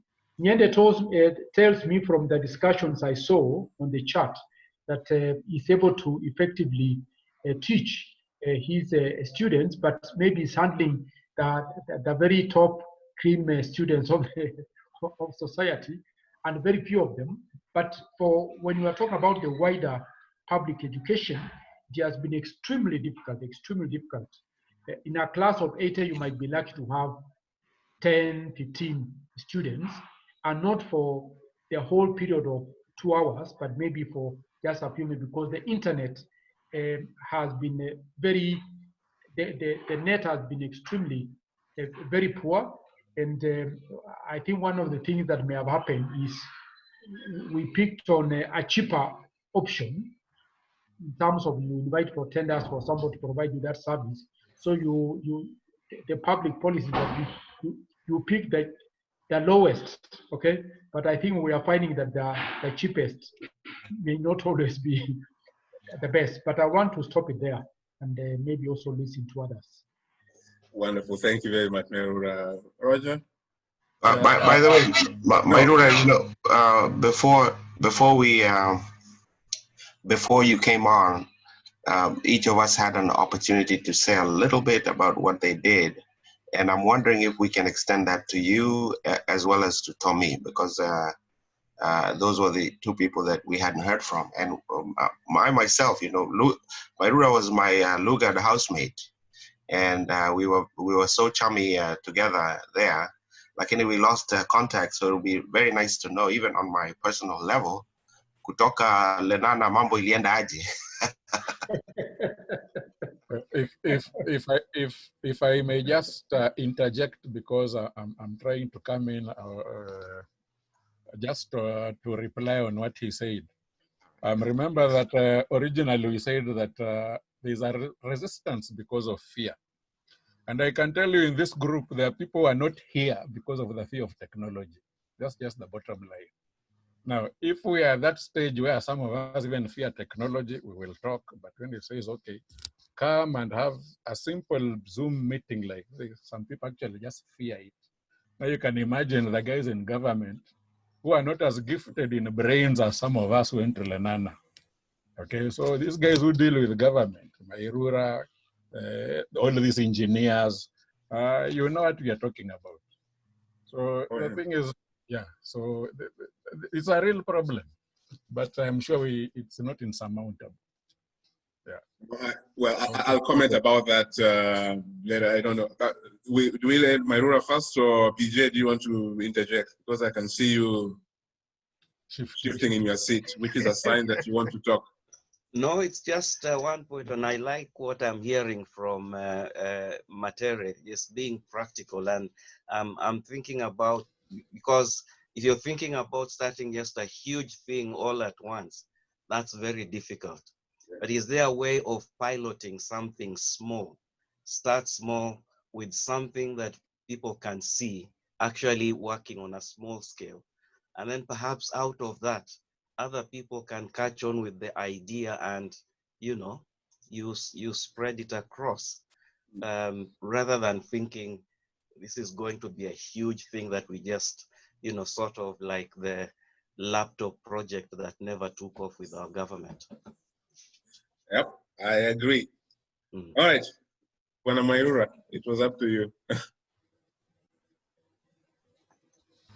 Thank you very much, team. Thank you very much, schoolmates. I was very careful not to interrupt the meeting and bring in introductions of what we are and what we are doing at the moment, because I came in late, if I may say so. But I tried to, in my presentation, I tried to say exactly what I do. But I'm happy that Mugo realized that I'm trying to chicken out.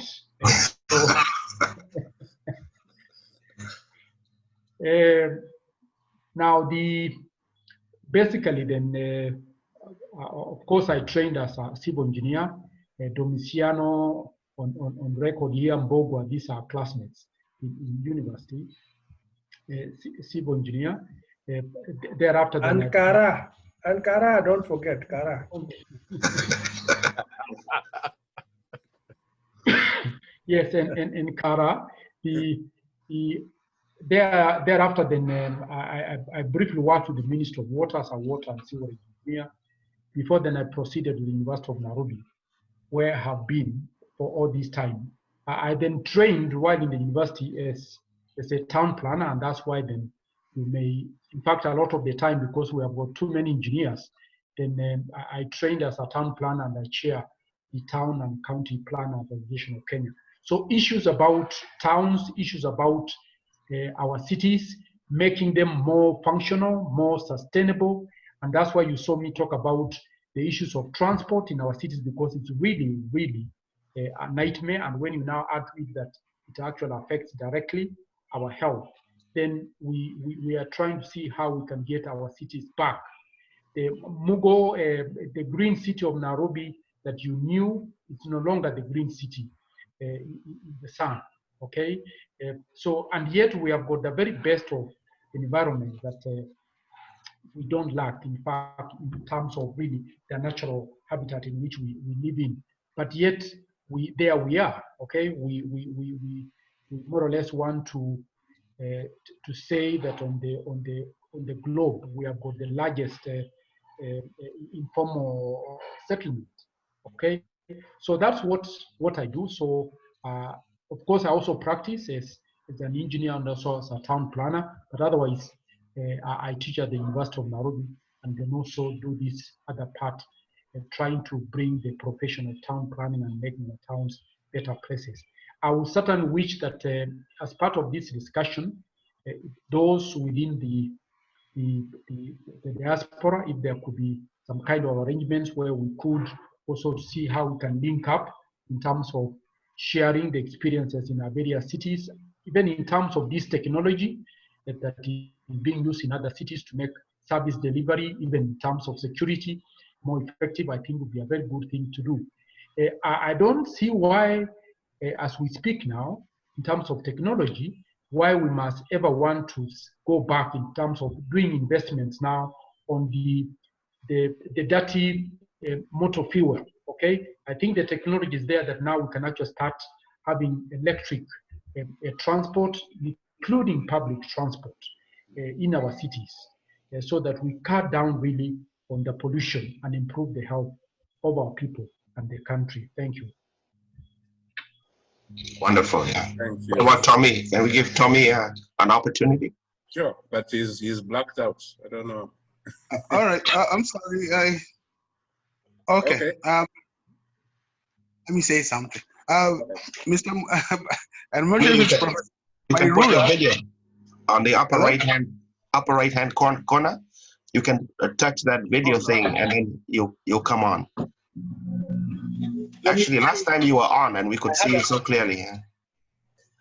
Oh, you could see me? Yeah, last time when we were on with Kaihura. Yeah, we could even see you going back to the house and fetching a cup of coffee and so on. I remember that. I didn't. Anyway, can I just talk like this while I'm looking for that? Oh, yeah. I wanted to tell our previous speaker, Mairura, of something that happened to me that I saw in Kenya, and I realized this is probably what is happening. We were just talking about a certain type of ignorance that exists in things. And I think that the pollution problem, especially with those big manyangas, has not to do with the diesel itself, but has to do with the oil. If you put the wrong oil inside a diesel car, let's say you use 2030, as opposed to using 540 or something like that, the car will smoke like you can't believe. And part of the problem, and part of the problem that we have with a lot of pollution in Kenya has to do with just a few cars. Like if you stand there at Pan African and you saw those manyangas going up that road towards Bellingham. Yeah. Yeah. Okay, sorry. Okay, there I am. Yeah. We're talking about people are afraid, like Roger said, people are afraid of certain things, and there's a certain amount of ignorance. But sometimes ignorance can be in a very small thing that can cause really devastating consequences to a lot of people. Kids not being able to breathe properly, and I had a diesel car once. I remember I had a diesel truck, a flatbed body, and I put the wrong oil, and you couldn't believe the amount of smoke that was coming out. And so when I went back to Kenya, I was seeing, I think this is the problem here. I was looking at it and I'm saying, this must be the problem that these people are facing. All right. Well, that said, now let me get my small bio in. What's his name? Our guy Kitao, our cross-country ambassador. Balozi. Balozi. He mentioned something about Special Branch the other day. Do you guys remember Special Branch? I actually worked for the Special Branch. I was there for 2 years. I was a clerk. And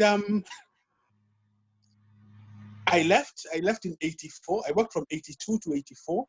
Then I came to the US. I did one degree. I was thinking I was going to do the other one where Mugo lives, but life got in the way of the recession and all that. So anyway, I got my first degree in Bachelor of, I did a marketing degree. And now for the last 20 years, I've been doing business with car parts. That's what I normally deal with.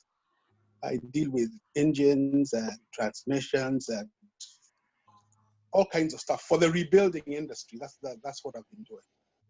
So I don't know if I've answered if anybody has any questions. But okay, having said that, you've given my small bio.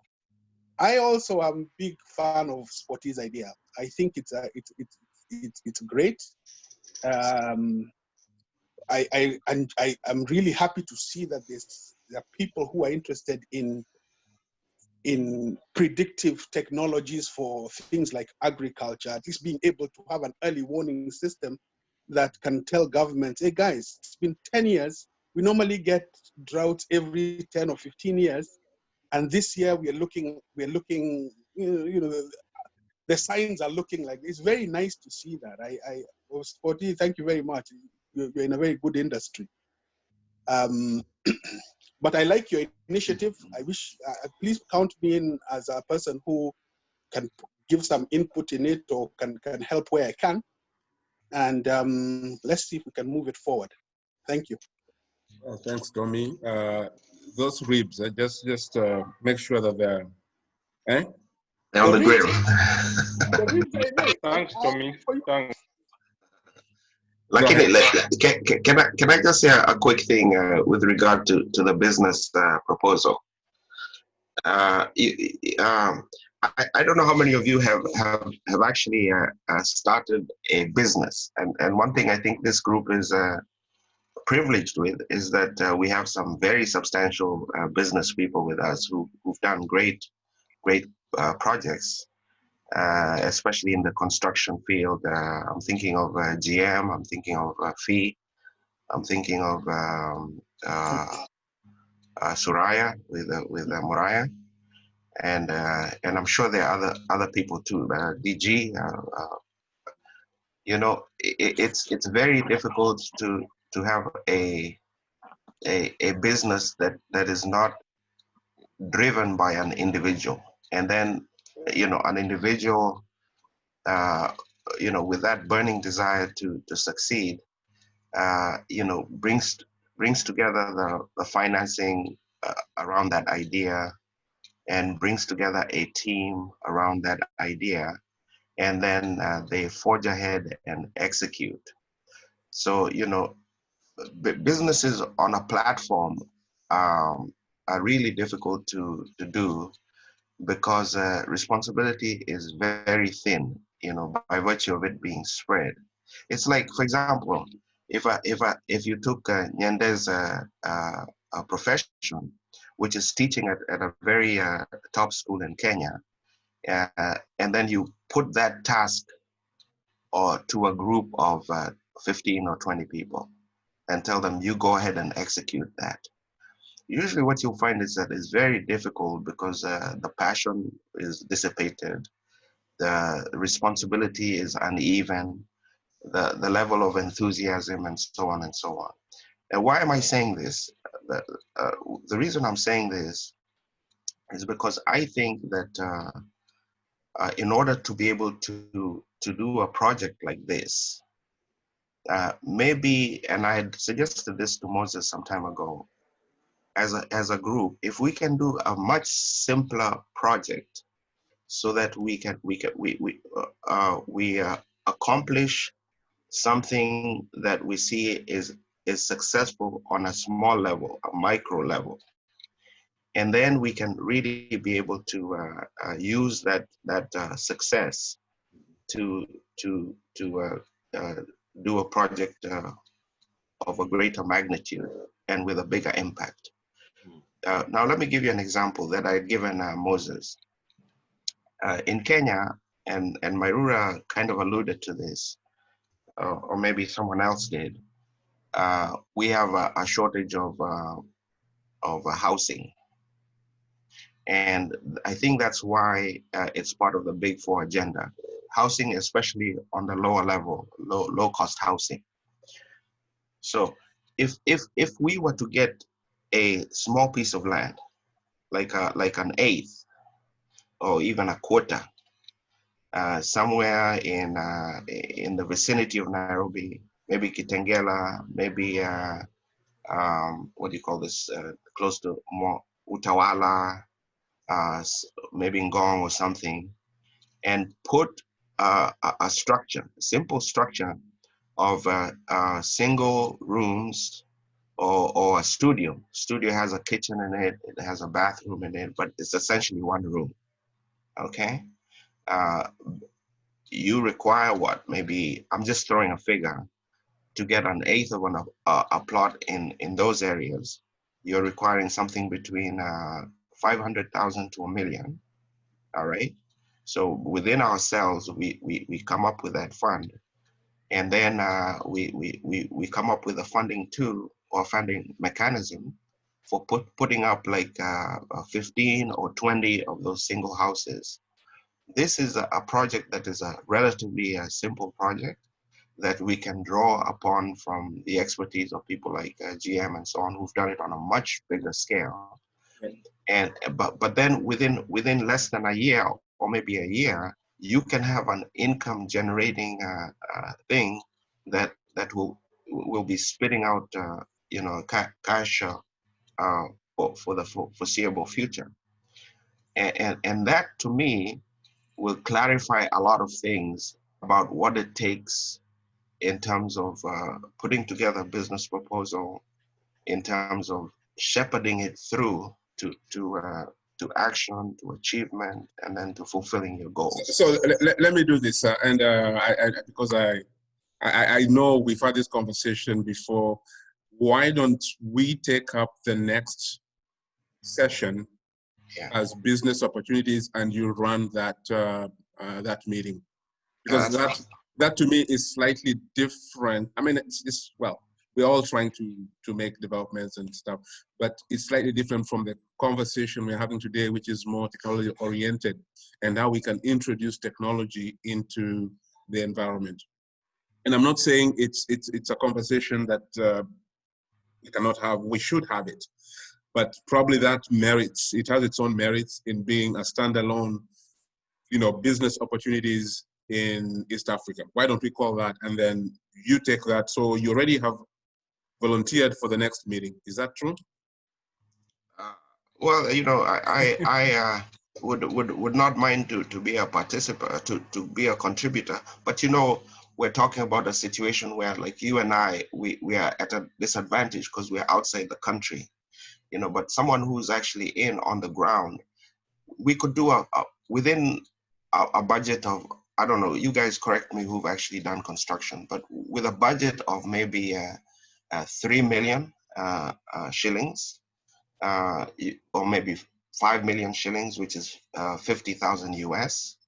You can get a project that is actually up and running. And I do agree with that. But the whole concept of having this group is not saying somebody's outside or somebody's inside. We are a team. So if we have a project it becomes a project. I'm not shying away. I'm just saying that, for example, if you had supposing this was given a green light on the group level, okay, so now you have to go and actually see the piece of land. You and I are out. Mugo. Let me probably just say this. This is, once again, I think it's a subject that we have to talk about, and I'm okay with it. But let's try and refocus back to what the conversation today was, technology. Somebody has their hands up. Yes, Roger.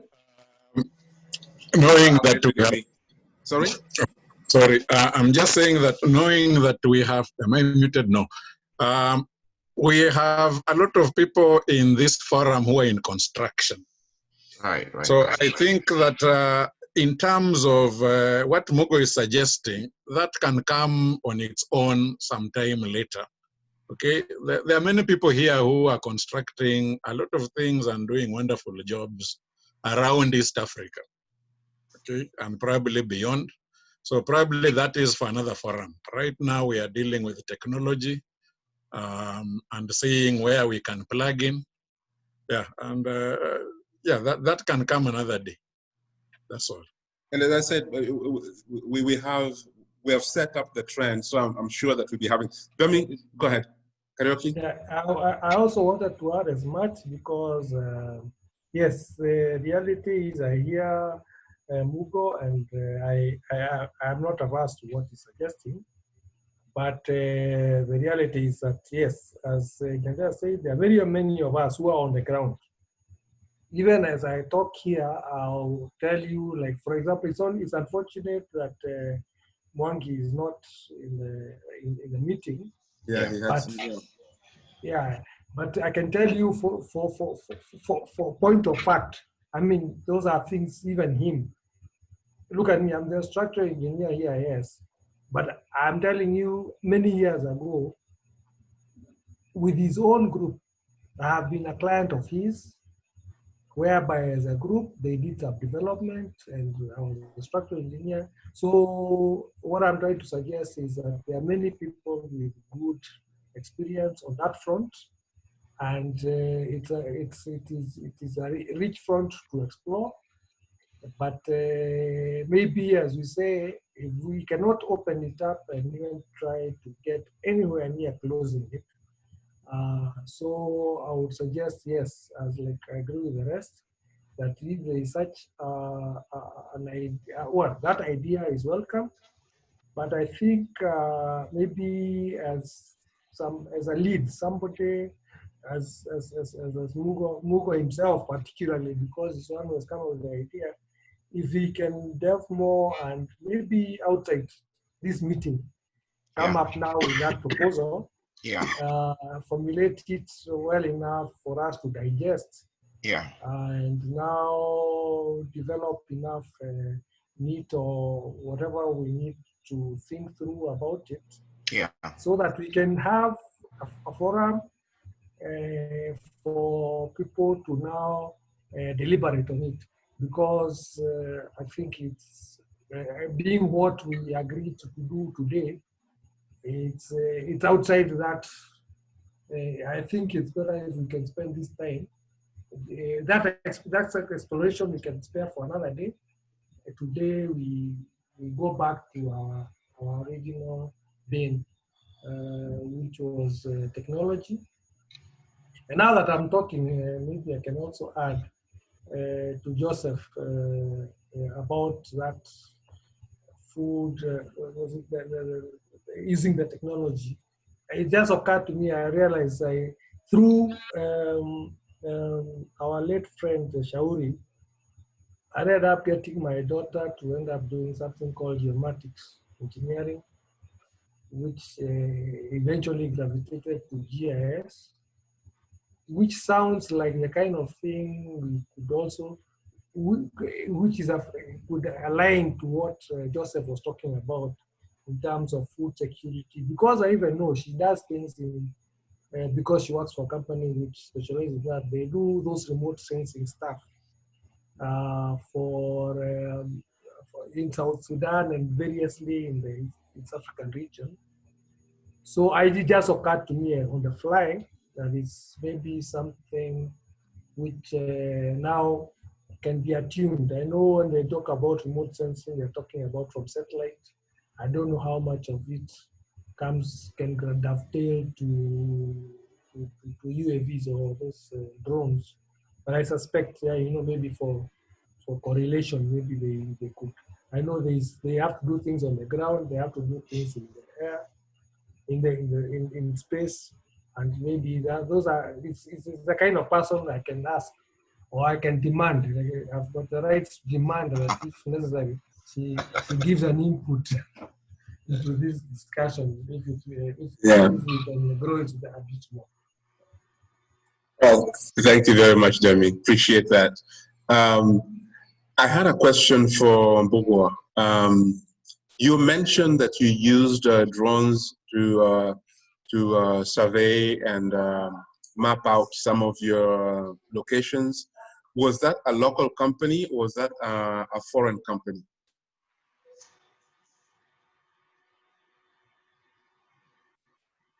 You're muted, Mbugua. GM.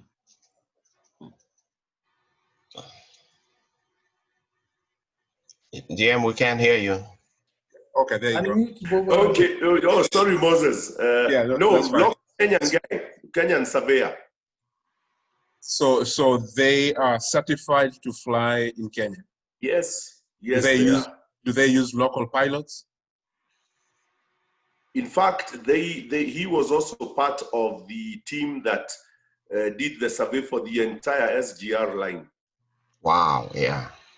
And this is through drones, or is it actually flying an aircraft? Through drones. Wow, yeah. That is huge.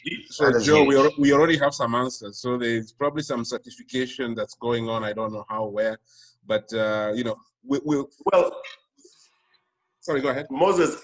Yeah. I can get Gilbert Kibe, the Director General of Civil Aviation Authority, is a client and friend of mine. So I can actually get some of that information for you from him as to where, what stage, That's how really many have great. Okay. Yeah. GM, that is really great. Yeah, GM, just as a little thing, Gilbert, who you mentioned as a friend, I've never met him, but I've read about him. But his younger sister is called Margaret. And Margaret is a personal friend. She used to be here in Los Angeles for many, many years. And she went back home, I think maybe about 7 years or so. But she worked in Hollywood here. And she worked on a show that many of you are familiar with. It's called Bold and Beautiful. Oh, I see. Yeah, so she was one of the creative types. She was quite a higher up in that production. Yeah. So anyway, I know. Yeah, I know her quite well as well. I know the whole family. And when I came to Kenya for the very first time, which was back in I think 2012, I also had the opportunity, my eldest brother, Kamande, on our way to home, because we come from Sabasaba, which is about an hour from there. We stopped by. I was interested in seeing some housing and the types of construction that they're doing. And so my brother took me to one of the developments that the family was doing in Theka. Very incredible houses. I mean, even in America here, huwezi kuwa na nyumba kama hiyo. They were just very, very beautiful houses. Mugo, I handled that project for them. Is known as Bahati Ridge in Thika. Wow, you did that. Right. Okay, amazing. guys. Can I jump in? Sorry. Who wants to jump in? Mbogwa, that's very useful. Yes, I'll get you some info. Okay, thanks, Joe. Mbogwa, So that's very good, useful information. If we can get hold of Kibe, who is at the helm of CAA, it will really help. So I think as write the concept note, there are certain things we can put for him to answer. And I believe Kenya, the network, and that's why this group has got very good network. We can be able to really proceed without, and as I said, we know we don't have to start big. Always you have to do a pilot, then upscale later on. But one of the biggest problem I faced personally with the CAA is that bureaucracy. You know, I was trying to do a drone demonstration in Machakos, and they tried to threaten me, but of course this was because of corruption. And I went ahead and did it, and then nothing happened. But I'm sure if we can get the level of Kibe, then this can really go smoothly. Thank you. Consider that done, Joe. That's easy. That's really wonderful. That's a wonderful GM. Yeah, that's really wonderful. All right. I think we've made progress. Before I close, I have a couple of, because I know that I've kept you guys on for quite a while. We've had some people who dropped off, and I understand. This meeting has gone an hour over what we had expected, but I think it's because it's a very passionate and very interesting conversation, and we can spend hours, especially if I'm the one talking. It'll take hours. I always try and do a round table and have like some last comments. And I'm looking at my screen here. I'll start on the top left. Demisiano. By the way, before you go there, Moses, can you tell us what happened to Agri? Because I was really looking forward to seeing Caesar. And he's you had not on. He had meetings with his CSS board tonight, so he wasn't able to attend. All right. Okay. Thank you. And also, Manzi had said he was in, and I was expecting he'd be on. I don't run people's agendas. They can always jump in when they want. So I don't know where he is. Once again, this is an open forum, so people can jump in, can jump off. But hopefully, I've recorded this. I'll share it with everybody, and hopefully, we'll get comments back from those who are interested in following up with the conversation. So, with that said, Demisiano, your comments, last remarks. Well, of course, it has been thank you, Kara and Koyape. It was a good kickoff you gave us in the meeting. You can hear me, I presume? Yes, I can. It's good to see. I haven't seen GM for some time, and it's a good thing that has happened. And I like the germination of many ideas that came through this meeting. And I think, of course, they can be facilitated more if we interacted more. You realize many of us are on the ground, and we appreciate those of you who are out there trying to tell us what's happening out there in the world. Of course, with technology, fortunately, we are also able to read or to see in whatever forums we are in. One thing I must say, this thing about Zoom meeting actually came through because of Corona. To be honest, I experienced my first Zoom meeting because of the Corona thing, where many of us consultants actually have become domesticated and have learned how to work from home. As GM said, I am actually, for example, for me, I am actually telling my landlord, look, I can't afford to pay, first of all, what I've been paying. And since we have been able to get things going, we are getting going. So it's like still an angle of technology that's happening, and it is quite good. Just to add on, like even GM is experiencing, he has got work in Naivasha where he doesn't go. I've got work in Kijabi Hospital, where today I've approved for them for casting. Normally, I would have had to drive there and eyeball the reinforcement, but now we have been forced to appreciate that WhatsApp can do it. They send me all the photographs from whatever angle I want, and I look at the reinforcement and tell them that it's good or change this or change that. And it saves me all the fear, and all I have is some data, which sometimes once you're paid for the month, you don't have to, there is no expenditure. I also wanted to add something about what Kara had talked about. 3D printing is real time for us. It's real time technology which is coming up because I know like a project we're doing somewhere where previously I know we used to have model developers. There are guys who are being paid good money to go and create a model of what you've drawn so that people can appreciate the 3D aspects. Now, technology is here. It's still, well, people are still charging a premium for it, but it's because maybe many of us have not woken up. But 3D printing is here. On a project I'm doing, the architect still engaged a third party to print for him the structure or the building we are doing. Just for sharing, yes, the 3D printing is here, and the whole thing has been modeled. And it helps a lot on site because you can pick up species and see everything. So just to share with Kara, yes, I know 3D, I know it's still playing a high-end game because those guys charge a premium, but 3D printers, I understand, maybe in the US, so just printing can be about $300 or something. So really, it doesn't have to be that expensive. That's the way we are going. And the rest of it, some of us just experience technology or IT technology in the form of the work we do. As I said earlier, for some of us, the only way we keep alive in doing the same old design jobs we do is by keeping up with technology, trying to develop a bit of it yourself, because they provide usually tools where you can develop yourself, and it's a lot of fun when you can make work easier. And when you can reduce the number of staff, if you can do more of the work of yourself technologically. Basically, it's a fun world. I would like to share as much.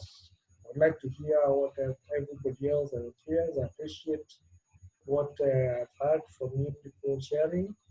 And we look forward. We think we can keep growing each other in these three ideas besides doing any other stuff that we're doing. You're on the team, so yeah, we'll be pulling you in. Yeah, and wherever else, and of course, for those of us who are in the localities, we can always find I hope we can find a forum where we can sit physically, and at least after coronavirus, sit down and have a cup of tea or whatever else one takes. That's great. Can I ask you a question, DG? Please do. Can I ask you a question?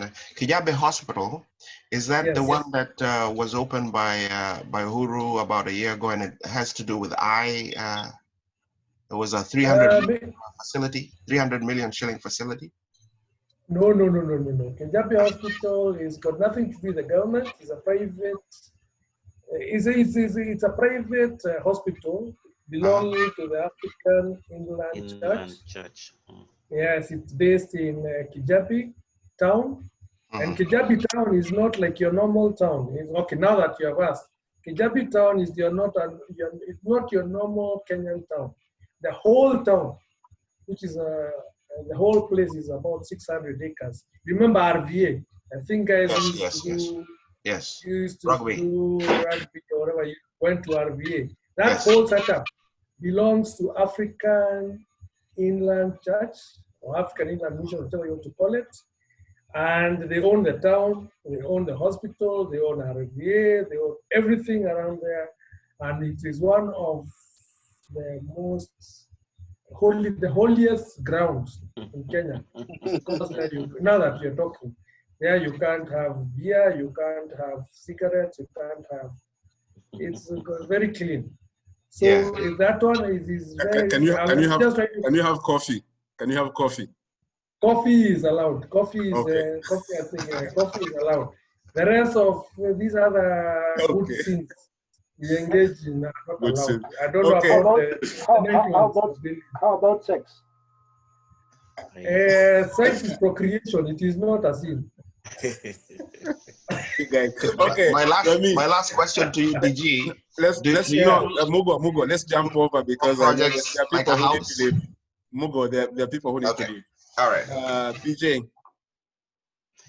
Oh, thank you very much for having. This has been really interesting. Just one request, because I'm one of those struggling with what COVID has done to us in terms of technology. I see Roger is well way ahead of me in the way that he's handling his classes. Visiting parishioners is quite a challenge. Preparing and putting services together to stream online is just finding it's crazy and takes a lot longer than I ever thought it would. So if you've got any tips for me on how I can be putting these things together, because I buy webcams and sometimes I try to install them on my PC and then it says you don't have the software, and then you look for the software, they're asking you for more money than the camera costs. So I just find myself in this world where, you know, I try one thing and then there's another one to be done and there's another one to be done. So so if you have any tips for me, just send them my way so I can at least carry on with what I'm doing here. Thank you. Thanks, PJ. PJ. Yes. I'll send you a link to our church service tomorrow morning. You look at that. Then we can chat there. It's how to put it together, to put that service together. I see. Yes, the technology to put it together so that you can stream it in that way. Okay. But send the link anyway. Yeah. Okay, Mbugwa. Can I add on that note?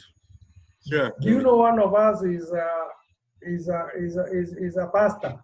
If you remember, we used to call him Superdome. He's guy of Giordano. He has services on Sundays. He's called. We used to call him Jim. You know him, Superdome. The guy of Giordano. Ngure of Mitchell. Ngure is a pastor. Ngure of Mitchell. Yeah. He's a okay. Ngure of Mitchell is a pastor. Hey. Yes, he actually does Sunday services. Look for him in Facebook. He's there. Yeah. With his send wife. a link. Copy the URL and send. I will do that. I will do that when it's happening. Okay. Maybe consider telling him about our forum, if you talk to him next. I know he's my friend in Facebook, but we have not communicated, but I can share as much. Yeah. Okay, wonderful. Okay. Oh, thank you very much. It's been a pleasure seeing all of you. DG, you wanted to know where to meet. I know where Nyende gets his car washed. And as his car is being washed, I know what he does. Does he drive it after that? Why are you assuming? Oh, he's got a driver.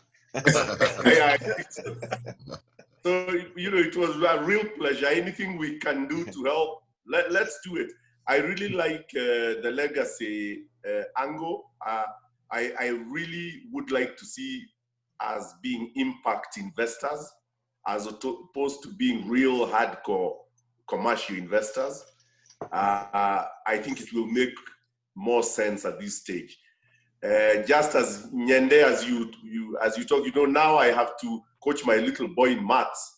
how you teach maths online, it's driving me crazy. Thank you very much, guys. Have a good day and a good evening. Thanks, Mugo. Okay.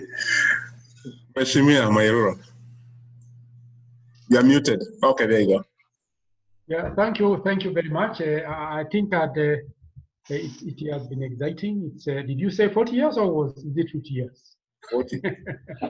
43. 43. 43. Yeah. Thanks very much, and to know that we are doing well. I think in everything we thank God. The Patrick Muholi, we also now conduct our church services online. Today we have just finished our church service because we are the Seventh-day Adventists. So if you also want some support from the Kenyan side, I think I can also link you up. But also the Karete is a pastor also in town. That can also be a useful link so that we are supporting each other. Otherwise, it has been a pleasure, and we wish you well. Okay, GM, we have got unfinished business. Michiano, thank you very much. Yes. Thank you. Mugo. Okay, asante sana. Yeah. I'm really thankful, Moses, for your drive and initiative, as well as Kara. Both of you have done a sterling job. You know, I was actually taking notes as you guys were speaking. I don't know if you see them here, because it's, you know, we need to learn about these things. And to be held our hands by people who are experts in their fields. I think that's a really wonderful thing. It's so nice to connect with all of you, especially GM. I haven't seen him. I don't think he was. Were you in our earlier call? I wasn't. Actually. I wasn't. Yeah, it's really good to think, and I'm taken back to very fond memories of meeting GM's dad back when they were visiting my uncle and so on. They were really good friends. And believe it or not, what was special about that friendship between GM's dad and my uncle, who is Tom Kabi's dad, was that they didn't know each other before. It was the friendship of GM and Tom Kabi, my cousin. They were very tight, as you know, and they were in the same house, Mitchell. Then they decided to bring their parents together. And I happened to be there when GM's dad was coming for the first time to meet with my uncle, Mr. Kabe, and with GM's late brother, older brother. I think he was a CPA. So it's really nice. That has kindled, seeing you now has kindled those memories.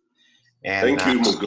And also I want to really thank Nyende, because he's a driving force behind all of us. And he's kind of overseeing the whole thing. And Nyende, you know, maybe we've not told you, but personally, I appreciate you so much for that quiet support that you give us. Sometimes I'll give you a hard time. I hope you don't mind. But I do very much appreciate that steering, the quiet steering hand, and it's been constant. It's not been like you on and off. You know, it's been there and it's been constant, and I hope it continues to remain so. So asanteni nyinyi nyote, and I look forward to next week. Hopefully before we leave here, we will be able to determine what the topic will be for the next time and when the meeting will be. So now just go online and try and find out how you can get your mugshot online for the next call. Oh, yeah, Munioni. All this time on Munioni. No, me. I see a dark screen there.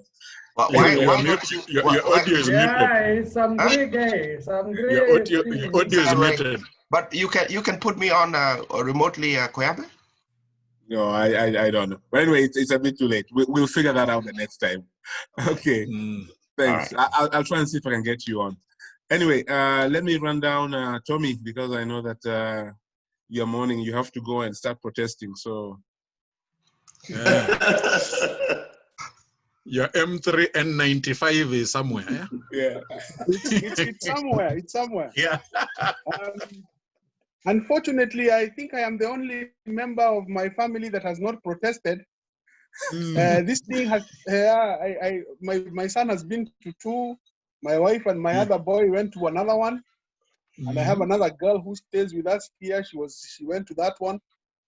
So it's been impactful. I think it's been what they call a perfect storm. People sitting at home and then watching the callous disregard with which that Derek guy killed Floyd. It has come full circle. But let me not take that time. Let me not talk about that. But this meeting was very interesting. I remember having a conversation with Moses one time. He called me and I was asking him, Moses, what do you think this thing? He said, he's ready for it. And Moses, sure enough, you and Kara were ready. And I really appreciate the time that you put in. It's not an easy, it's kind of like an amorphous topic that you have really, done very well to structure and explain to us. But as I say, anything we can do, guys.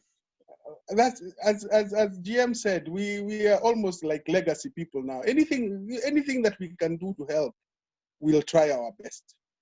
GM came here the other time and we sat with him in Jersey City before COVID. We sat down and we had a drink together and we really enjoyed. We shared very good ideas together. Yeah. And I offered to shepherd his son, but unfortunately, fortunately for he moved to Silicon Valley, where I hope he's doing okay. Yeah. And if Joe, thank you, Tom. It was highly appreciated. Yes. And we are and we stand ready for anybody who is this side, because I know you would do the same for me. So anybody who's on this side on the East Coast, if you are kind of hesitant, you're thinking, who do I know? You know me. Please, anything I can do to help. But Joe Matere, please let's try and make this thing happen. I will anything you may need that maybe there's not much I can do personally, but if you feel there's a small part I can do, I'm ready and willing to help you, and or I'm ready to help the group to see that we can see this thing to its fruition. Thank you. Okay, thanks. So, but those ribs, we're not forgetting. Joe, I have, I should export that thing, by the way. I'm just I have a joking. simple charcoal grill, but the meat comes out nice. Okay, we are on. Okay, Yeah. thanks, Tommy. Joe. Thanks, Tommy. For me, I'll be very brief. One, I offer to write a concept note and circulate among our colleagues by 28th of June, so that we can begin to put these initiatives onto paper. Okay. And then secondly, this, just like Moses, we're about to retire. My life has been technology oriented, dealing with digital pens and coming all the way to UAVs. So what is critical here is that we have a very big opportunity, especially for both upstream and downstream use of UAVs. You look at downstream, you're looking at the potential for photography. All these Churchill shows and all these photographers who do weddings, it can be massive, but everybody needs to have a license. And then upstream, of course, we've got all these research institutions. And like I mentioned, the issue of food and nutrition security, we can enhance this. And now, as Tommy has mentioned, yes, I'm very well advanced with the predictive technologies using modeling approaches. And we will try and share this. Of course, the thing we have to be positive is government officials are always very negative, but that does not mean we don't try, because in our old age, we don't have to wake up at 8 in the morning. We can go there at 10, 11, give mentorship, and then go away. This is how I'm looking at this potential. So we'll work on it. My commitment is to send a concept note to all members so that by 28th, you'll have something worth looking at in terms of thoughts and ideas. Thank you very much. Thanks, Joe. Appreciate that. I will give Nyende as the admin, and then Kara, you'll be next. Nyende. Okay, it's good to see all of you. There are some I meet more often than others pre-COVID. People like Engineer DG. Yeah, we know where we meet. Some of you I bump into you like Kamau, I bumped into him. We were doing the same thing, but he was also carrying out his business. Me, I was washing the car. So I meet some of you. Matere, I've met him somewhere. Again, doing a few things, and we talked quite a lot. And I'm happy that indeed we are blessed that we are actually where we are age-wise. Not very many people reach where we are, so that's a blessing. For me, I think please embrace technology. Technology is not going away. Remember when Moi tried to ban the Olivetti, that golf ball typewriter, where he said that if you go to Lord, there is no electricity, so why should we be having typewriters, electric typewriters in government? He was overtaken by events. In 2000, when we were the last country in East Africa actually to get mobile phones on the chip. If you don't embrace technology, it will overtake you. That's just the bottom line. For me, I've identified that we have experts here in these remote things, as my little son calls them, the things you fly by remote. They have a few outside here, they fly them, those toys. He laughs at me when I crash it. He tells me I'm going to pay. But he's learning something, he's comfortable with it. If you don't know, ask your kids, okay? If they are still at home. Some of you started ahead of us, okay? So probably they've moved out, okay? Some of us, we are still having them around. Ask your kids, they are very good at this technology, and they'll show a few things. Embrace the technology, the way Mukholi has said he needs help. Mukholi, anything to do with the teaching, there are very many platforms you can use, not only Zoom, the others, there's Teams, there's Meet, there are very many. And it just depends on the strengths of each in terms of how interactive you want to be, okay? There are some which you can actually even have group meetings within the meeting, where you can actually isolate some people to discuss something, and then you come back to the plenary in the end of it. So there are all these things that... It's called a confessional. Yeah. So,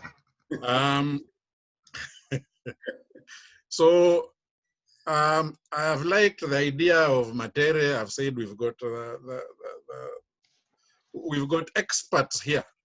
Let's just pick one idea like that one and try and run with it. We shall wait for 28th and see how it goes. But I remember that in fora like this, as I said, we are diverse, and some people will have more time than others. Let us show up each other. And the bottom line is that if you are asked to do something, please just sacrifice personally to do something and meet a deadline.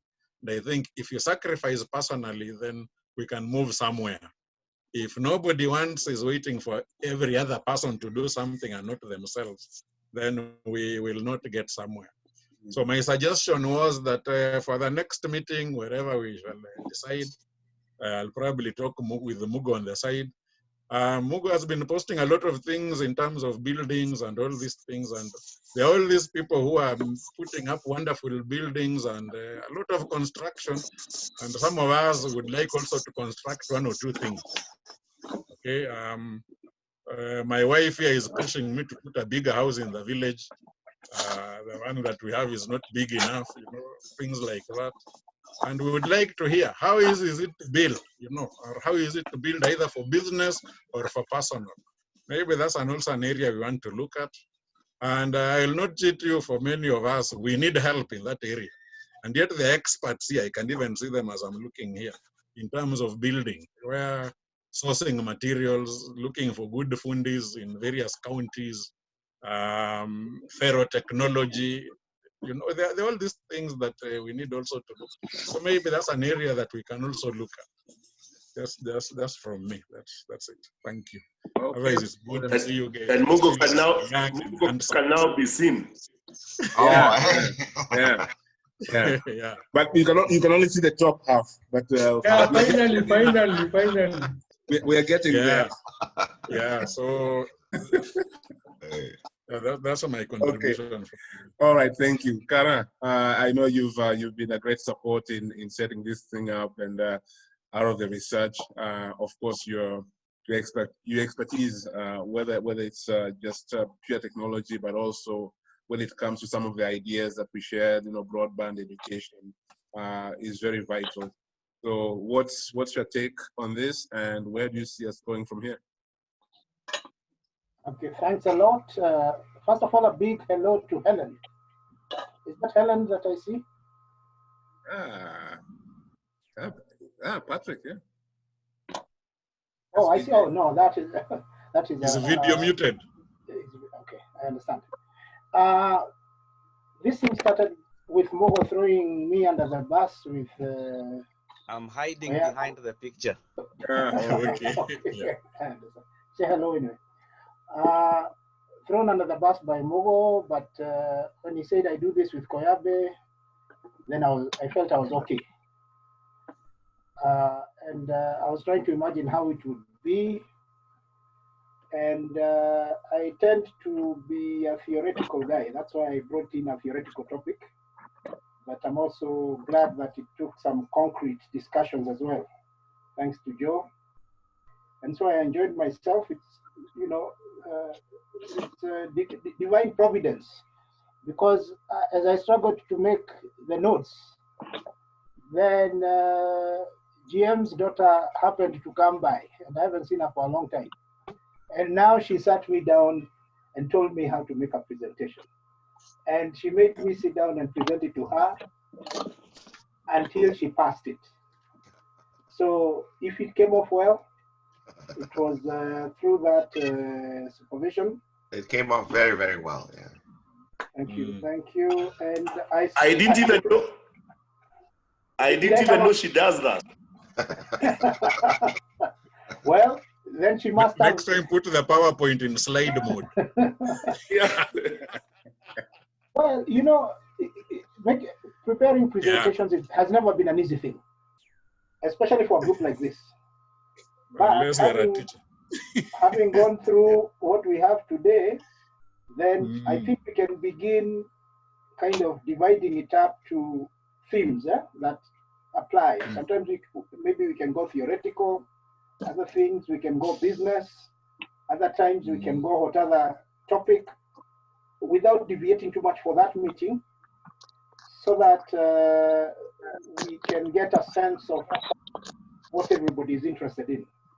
But I have found even the feedback and the other discussions that have gone on very enlightening. And so, as I've learned to do lately, I thank God for a good ending. Very good, very good. Thank you very much, Kara. Okay, so gentlemen, thank you very much for your time. I mean, it's been wonderful. As I said, there are some faces I'm still trying to position. Were they in the Bundus in Lugard, or were they in the most civilized part of the school, Kinyanjui and Johnson? They're in block 3. But to me, it's been quite a journey, and of course there are a couple of folks that I have probably interacted with a bit more than others. Of course, Kara, Nyende, Mugo, and PJ. I know that we've had constant communication over the years. But it's exciting to find all these capabilities brought together in a team such as this. We have what it takes to build something positive. Now, of course, put politics aside, just look at projects, look at ideas, and see how we can actually drive them to create a positive impact on society, on our communities, on our families. Okay? And that's where I come from.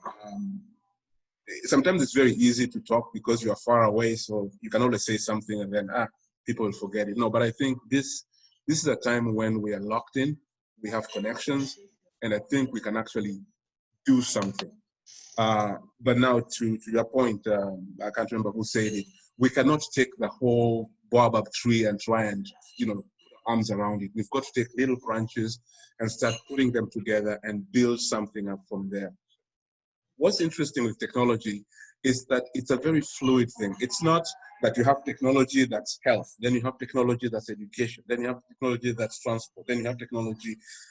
You know, Maura, you were talking about pollution, you're talking about town planning. All that is embedded into some of this technology we're talking about. When you look at UAVs, okay, Joe wants to use them for mapping, for agricultural purposes. But then you know what? Tomorrow those same systems, those same platforms just become a bit bigger and they become urban transportation systems. Those same systems, we can use them to be deploying broadband. So to me, there's no limit to the technology per se, okay? Right now we're talking about 3D printing. In fact, it's 4D printing now for some of you. Essentially what we're doing is we don't have to take heavy material from Mombasa, transport it to Kitale so that we can install it. No, you just need raw material, you get over there, you print whatever you need on location, which reduces your transport costs, all the pollution and things that are associated. So there's a lot that we can do with technology, okay? We've gone through COVID. What's happened? We've been throwing away food. Why? Because we didn't have the supply chains that were in place to make that happen. Those are things that we can plan for and have technology assist us in getting that end-to-end, you know, what I call the farm-to-table type concept. So you start talking technology to me, we are stuck for hours. But what I think comes out of this conversation is we can take one idea, we can say this one here, I think is something that we can actually jump on. We have the right contacts, whether it's at an administration level, or whether it's at a local level, or whether it's academic, and we have the resources to do something with it, okay? Let's not try and be greedy. You cannot chew more than you can bite. So let's take that little bite and let's work with it. And I'm sure that we can actually make a positive change in our different countries. There's a lot that we can do, but we just have, I think, to be committed to Nyende's point in saying, you know what, the little I can do, I'll do it. Because if it's always the other guy will do it, we never get anywhere. So I think we have an opportunity. This COVID thing has brought us together, which is one of the biggest technological, I'd say, changes that we've had. And so we can get in touch, we can connect, we can share, and hopefully I look forward to some more, you know, Joe will be talking, but I'm looking forward to something that's very positive over the next couple of months as we continue our conversation. That said, I appreciate your time. Before you go, Moses, Sure. Before you go, so to me, it's like I'm not clear. What are we doing? You know, what's the project? What are we doing? So what I'm clear about is that our friend Joe Matere is going to be writing a concept paper. But what I'm not clear about is so what? I mean, now we have it. Supposing we have it now here, then what? You know, what is the next step? And by the way, before you reply to that, I would suggest that our next month's meeting be on Joe, and because he will have done the project by then, and then we can maybe sukuma this thing a little bit more. But can someone give me clarity? I mean, okay, so now we have the concept paper, then what? Well, right now what we're looking at, and that's the first approach, once again, we will have time to talk about it. The first approach is to see how we can deploy drone technology, UAV technology in the ag mapping arena. So we're looking at food security. So that's the first sort of small project or small square that we're looking through. Now I've worked projects, and okay. I think you need to give Joe and probably the team. Saying hello. Sorry, yeah, DJ. Sorry, Colin. Oh, sorry, I should be muted. Sorry. Oh, Yes. No, it's okay. So. Sawa. Hata yeye umsalimie bwana. Yeah. In fact, tell us.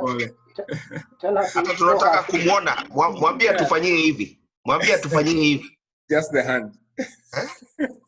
Tunataka kumwona, wengine wetu hatujui. Yeah, they Just the face. say hello. Hello, Helen. Hi, Helen. How are you? Hello. How are you? Hi. Hello. Hi. I thought you may reduce. You're welcome. God bless you. Thank you. Asante PJ. Asante Sana PJ. That was nice. So the project right now is look at the use of UAVs in the ag sector, and that's what Joe is going to look at. I would suggest that we skip a month because this thing needs some conversation, needs to be talked about. So having it as the next meeting might be too short or too soon. That's my personal approach. And have another subject for the next one so that we have time to at least digest this paper and have some plan put together to come back to the team and report where we are in terms of progress. We have to have contacts with some government officials. That won't happen over the next week or two. So, you know, it will take some time. So to me, I'd say next meeting, nope, we do something else there. And that's where Nyende's idea of looking at real estate and how the real estate constructions and investments might be a good idea. And then do the month after if we are ready, Joe, at that time, as a reporting back to the team. But let me just ask you a quick question. Actually, not you. I don't want you to talk for now, and I don't want Joe to talk, but I want anyone else on the group to talk. Have you understood what we are doing and where we are going? Can anyone summarize besides Moses and Joe? Perhaps we should have given you some bullet points. Because after discussing and sort of focusing on this point with UAVs and its use in a particular place, perhaps it will be with agriculture or it will be with remote sensing. We will have the concept paper. The next bit we'll be thinking about, so who do we get hold of to help us to start something that is small, that can maybe but PJ, what is that small? Are we saying that once we have this drone and we have the license associated with the drone, are we going to small farmers and telling them, hey, we have a service, where are we going? Nyende probably has something to respond to that. Mugo, what we are doing here, Mugo, we are not in a lecture room trying to look at coming up with a solution. Yeah. We came with an idea that we have three people here dealing in an emerging technology. And we are looking at how we can leave a legacy, okay, using this technology, okay? And we are bantering ideas that it may be in agriculture, it may be in health, etc. So because it was Joe's idea and he ran with it quite a bit, okay? And also Kayura said that where they are in Rwanda, they're embracing this technology and we are resistant. We have tasked Joe to come up with a kind of roadmap, which when he will present it 2 months from now or wherever, then now we can start, okay, diagnosing it and interrogating it to see, okay, with this kind of plan, where are we going with it? But here we can't say that this is what we want exactly and this is what we are going to do. No, we'll have to wait for Joe to come up with that roadmap that he has said, he has offered, he said by 28th, okay? We are saying, even if he presents it, then let's digest it. And then now we can start asking the kind of questions that you're asking. So all right, where will this discuss? Fair enough. Okay. Amen. So any last items? So order, I will let Rogers probably, and I don't know if it's Mugo, but work out for the next meeting. I have recorded this. It'll be very long, but I'll try and post it out. I'll try and send out a link so that people can come back and rehash it. With a warning that they can watch in bits. Yeah, sure. Yeah. And then once again, I want to thank all of you for your time. I know that it's been longer than what we wanted, but I think it's a passionate conversation. I think there's a lot that we've all learned. We've got to know each other. And then above all, one of the things that Balozi brought in as well was having that media attention. So we are building our tentacles, and we have to leverage those to our advantage. So particularly young people, you know, you may dismiss them, but they are they're all excited about all this, especially you know, they are right in that domain that we're trying to fit in. So that to me was a very good thing. Yeah, it was a good idea. I appreciate once again, you know, you guys. Great knowing and having all of you back online. Let's change. What might be interesting at one time would be probably to get the emails of each one of us, because sometimes it's easier to communicate by email for some things. So that probably, Roger, that might be something that we think of. And other than that, I will wish you a very great evening. My day is still on, so I've got a few more hours to go. And I look forward to, Domi, you want to say something? Yeah, he wants his guitar is nearby. Oh, his guitar. No. Okay, no. Two things. Note, those ladies, actually, because I had their ages, they actually are daughters. Oh, yeah. One of them is exactly the same age with my daughter. Yes. Yeah.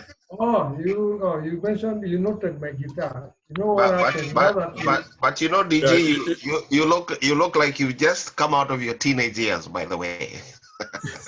Well, in some circumstances, I normally operate like that.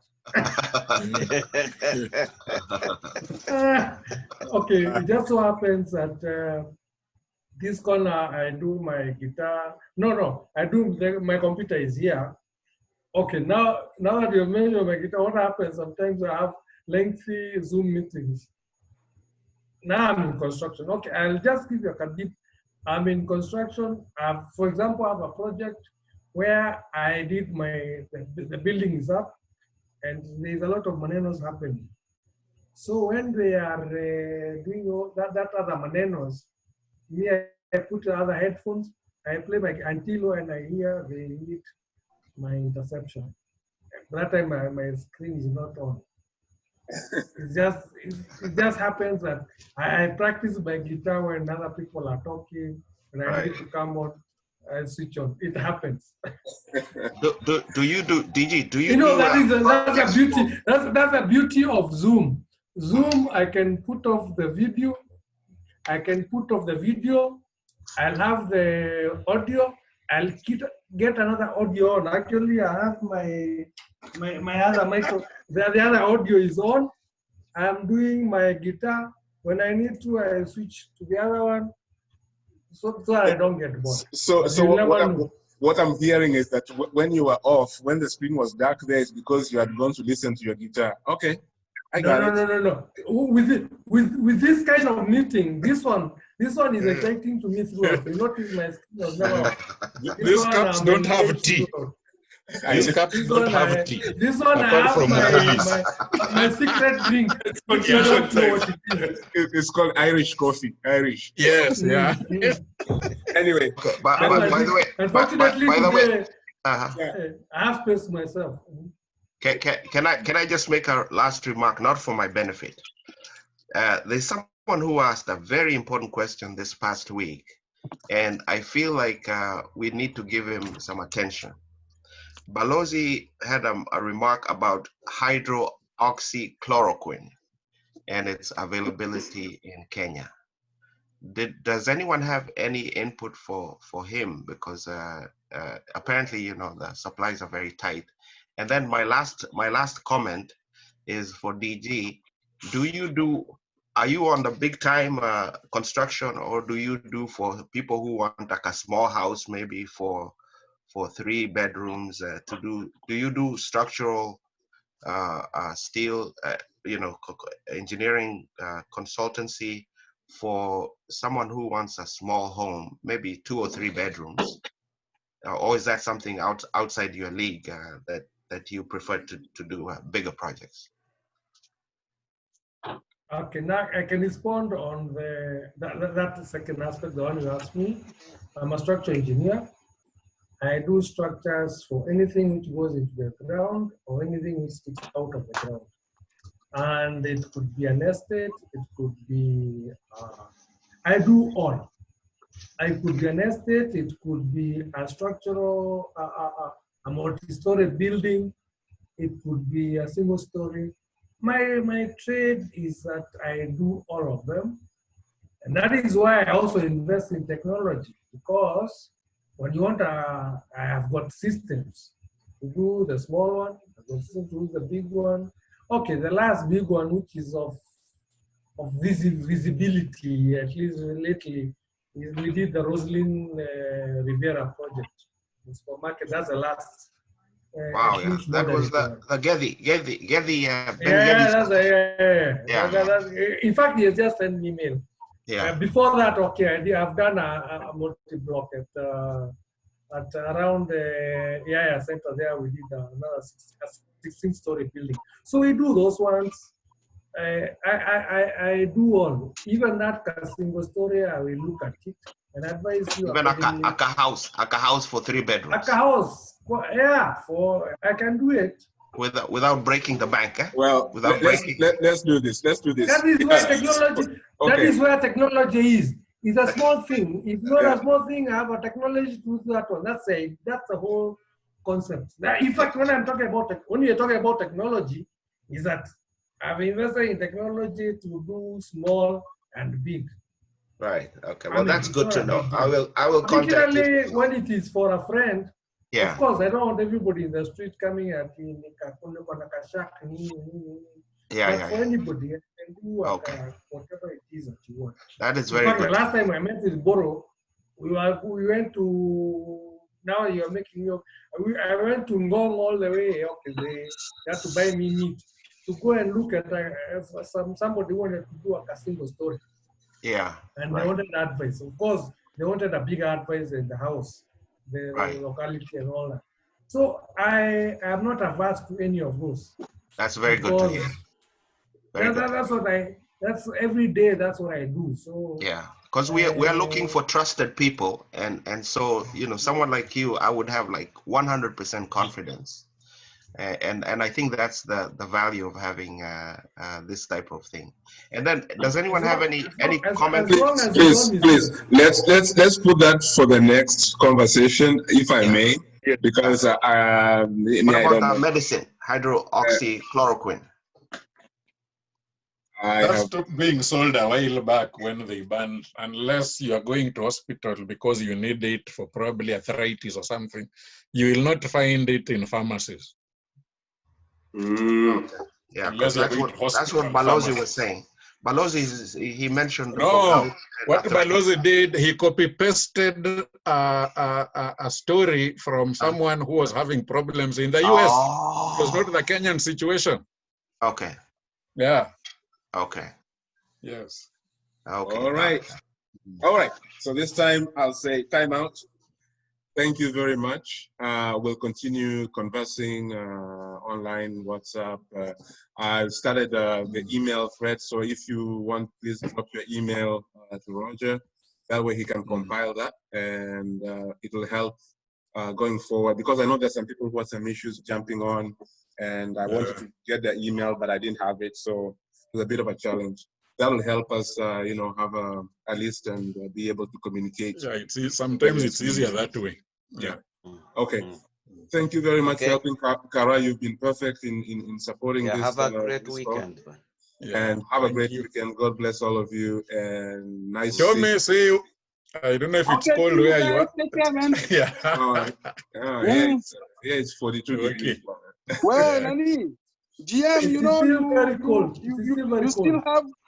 I'm coming to Loresho, Maze. Next time you have to Nini. You have to take me to that Mexican called, what is it called? Mashambani, or what is it called?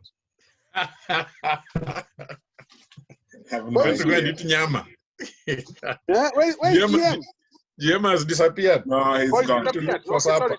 They're gone. For supper. Yeah. Okay. Thank you very much. Guys, take care. Thank you very much. Bye-bye. Yeah, okay. Funga meeting bwana. Yeah.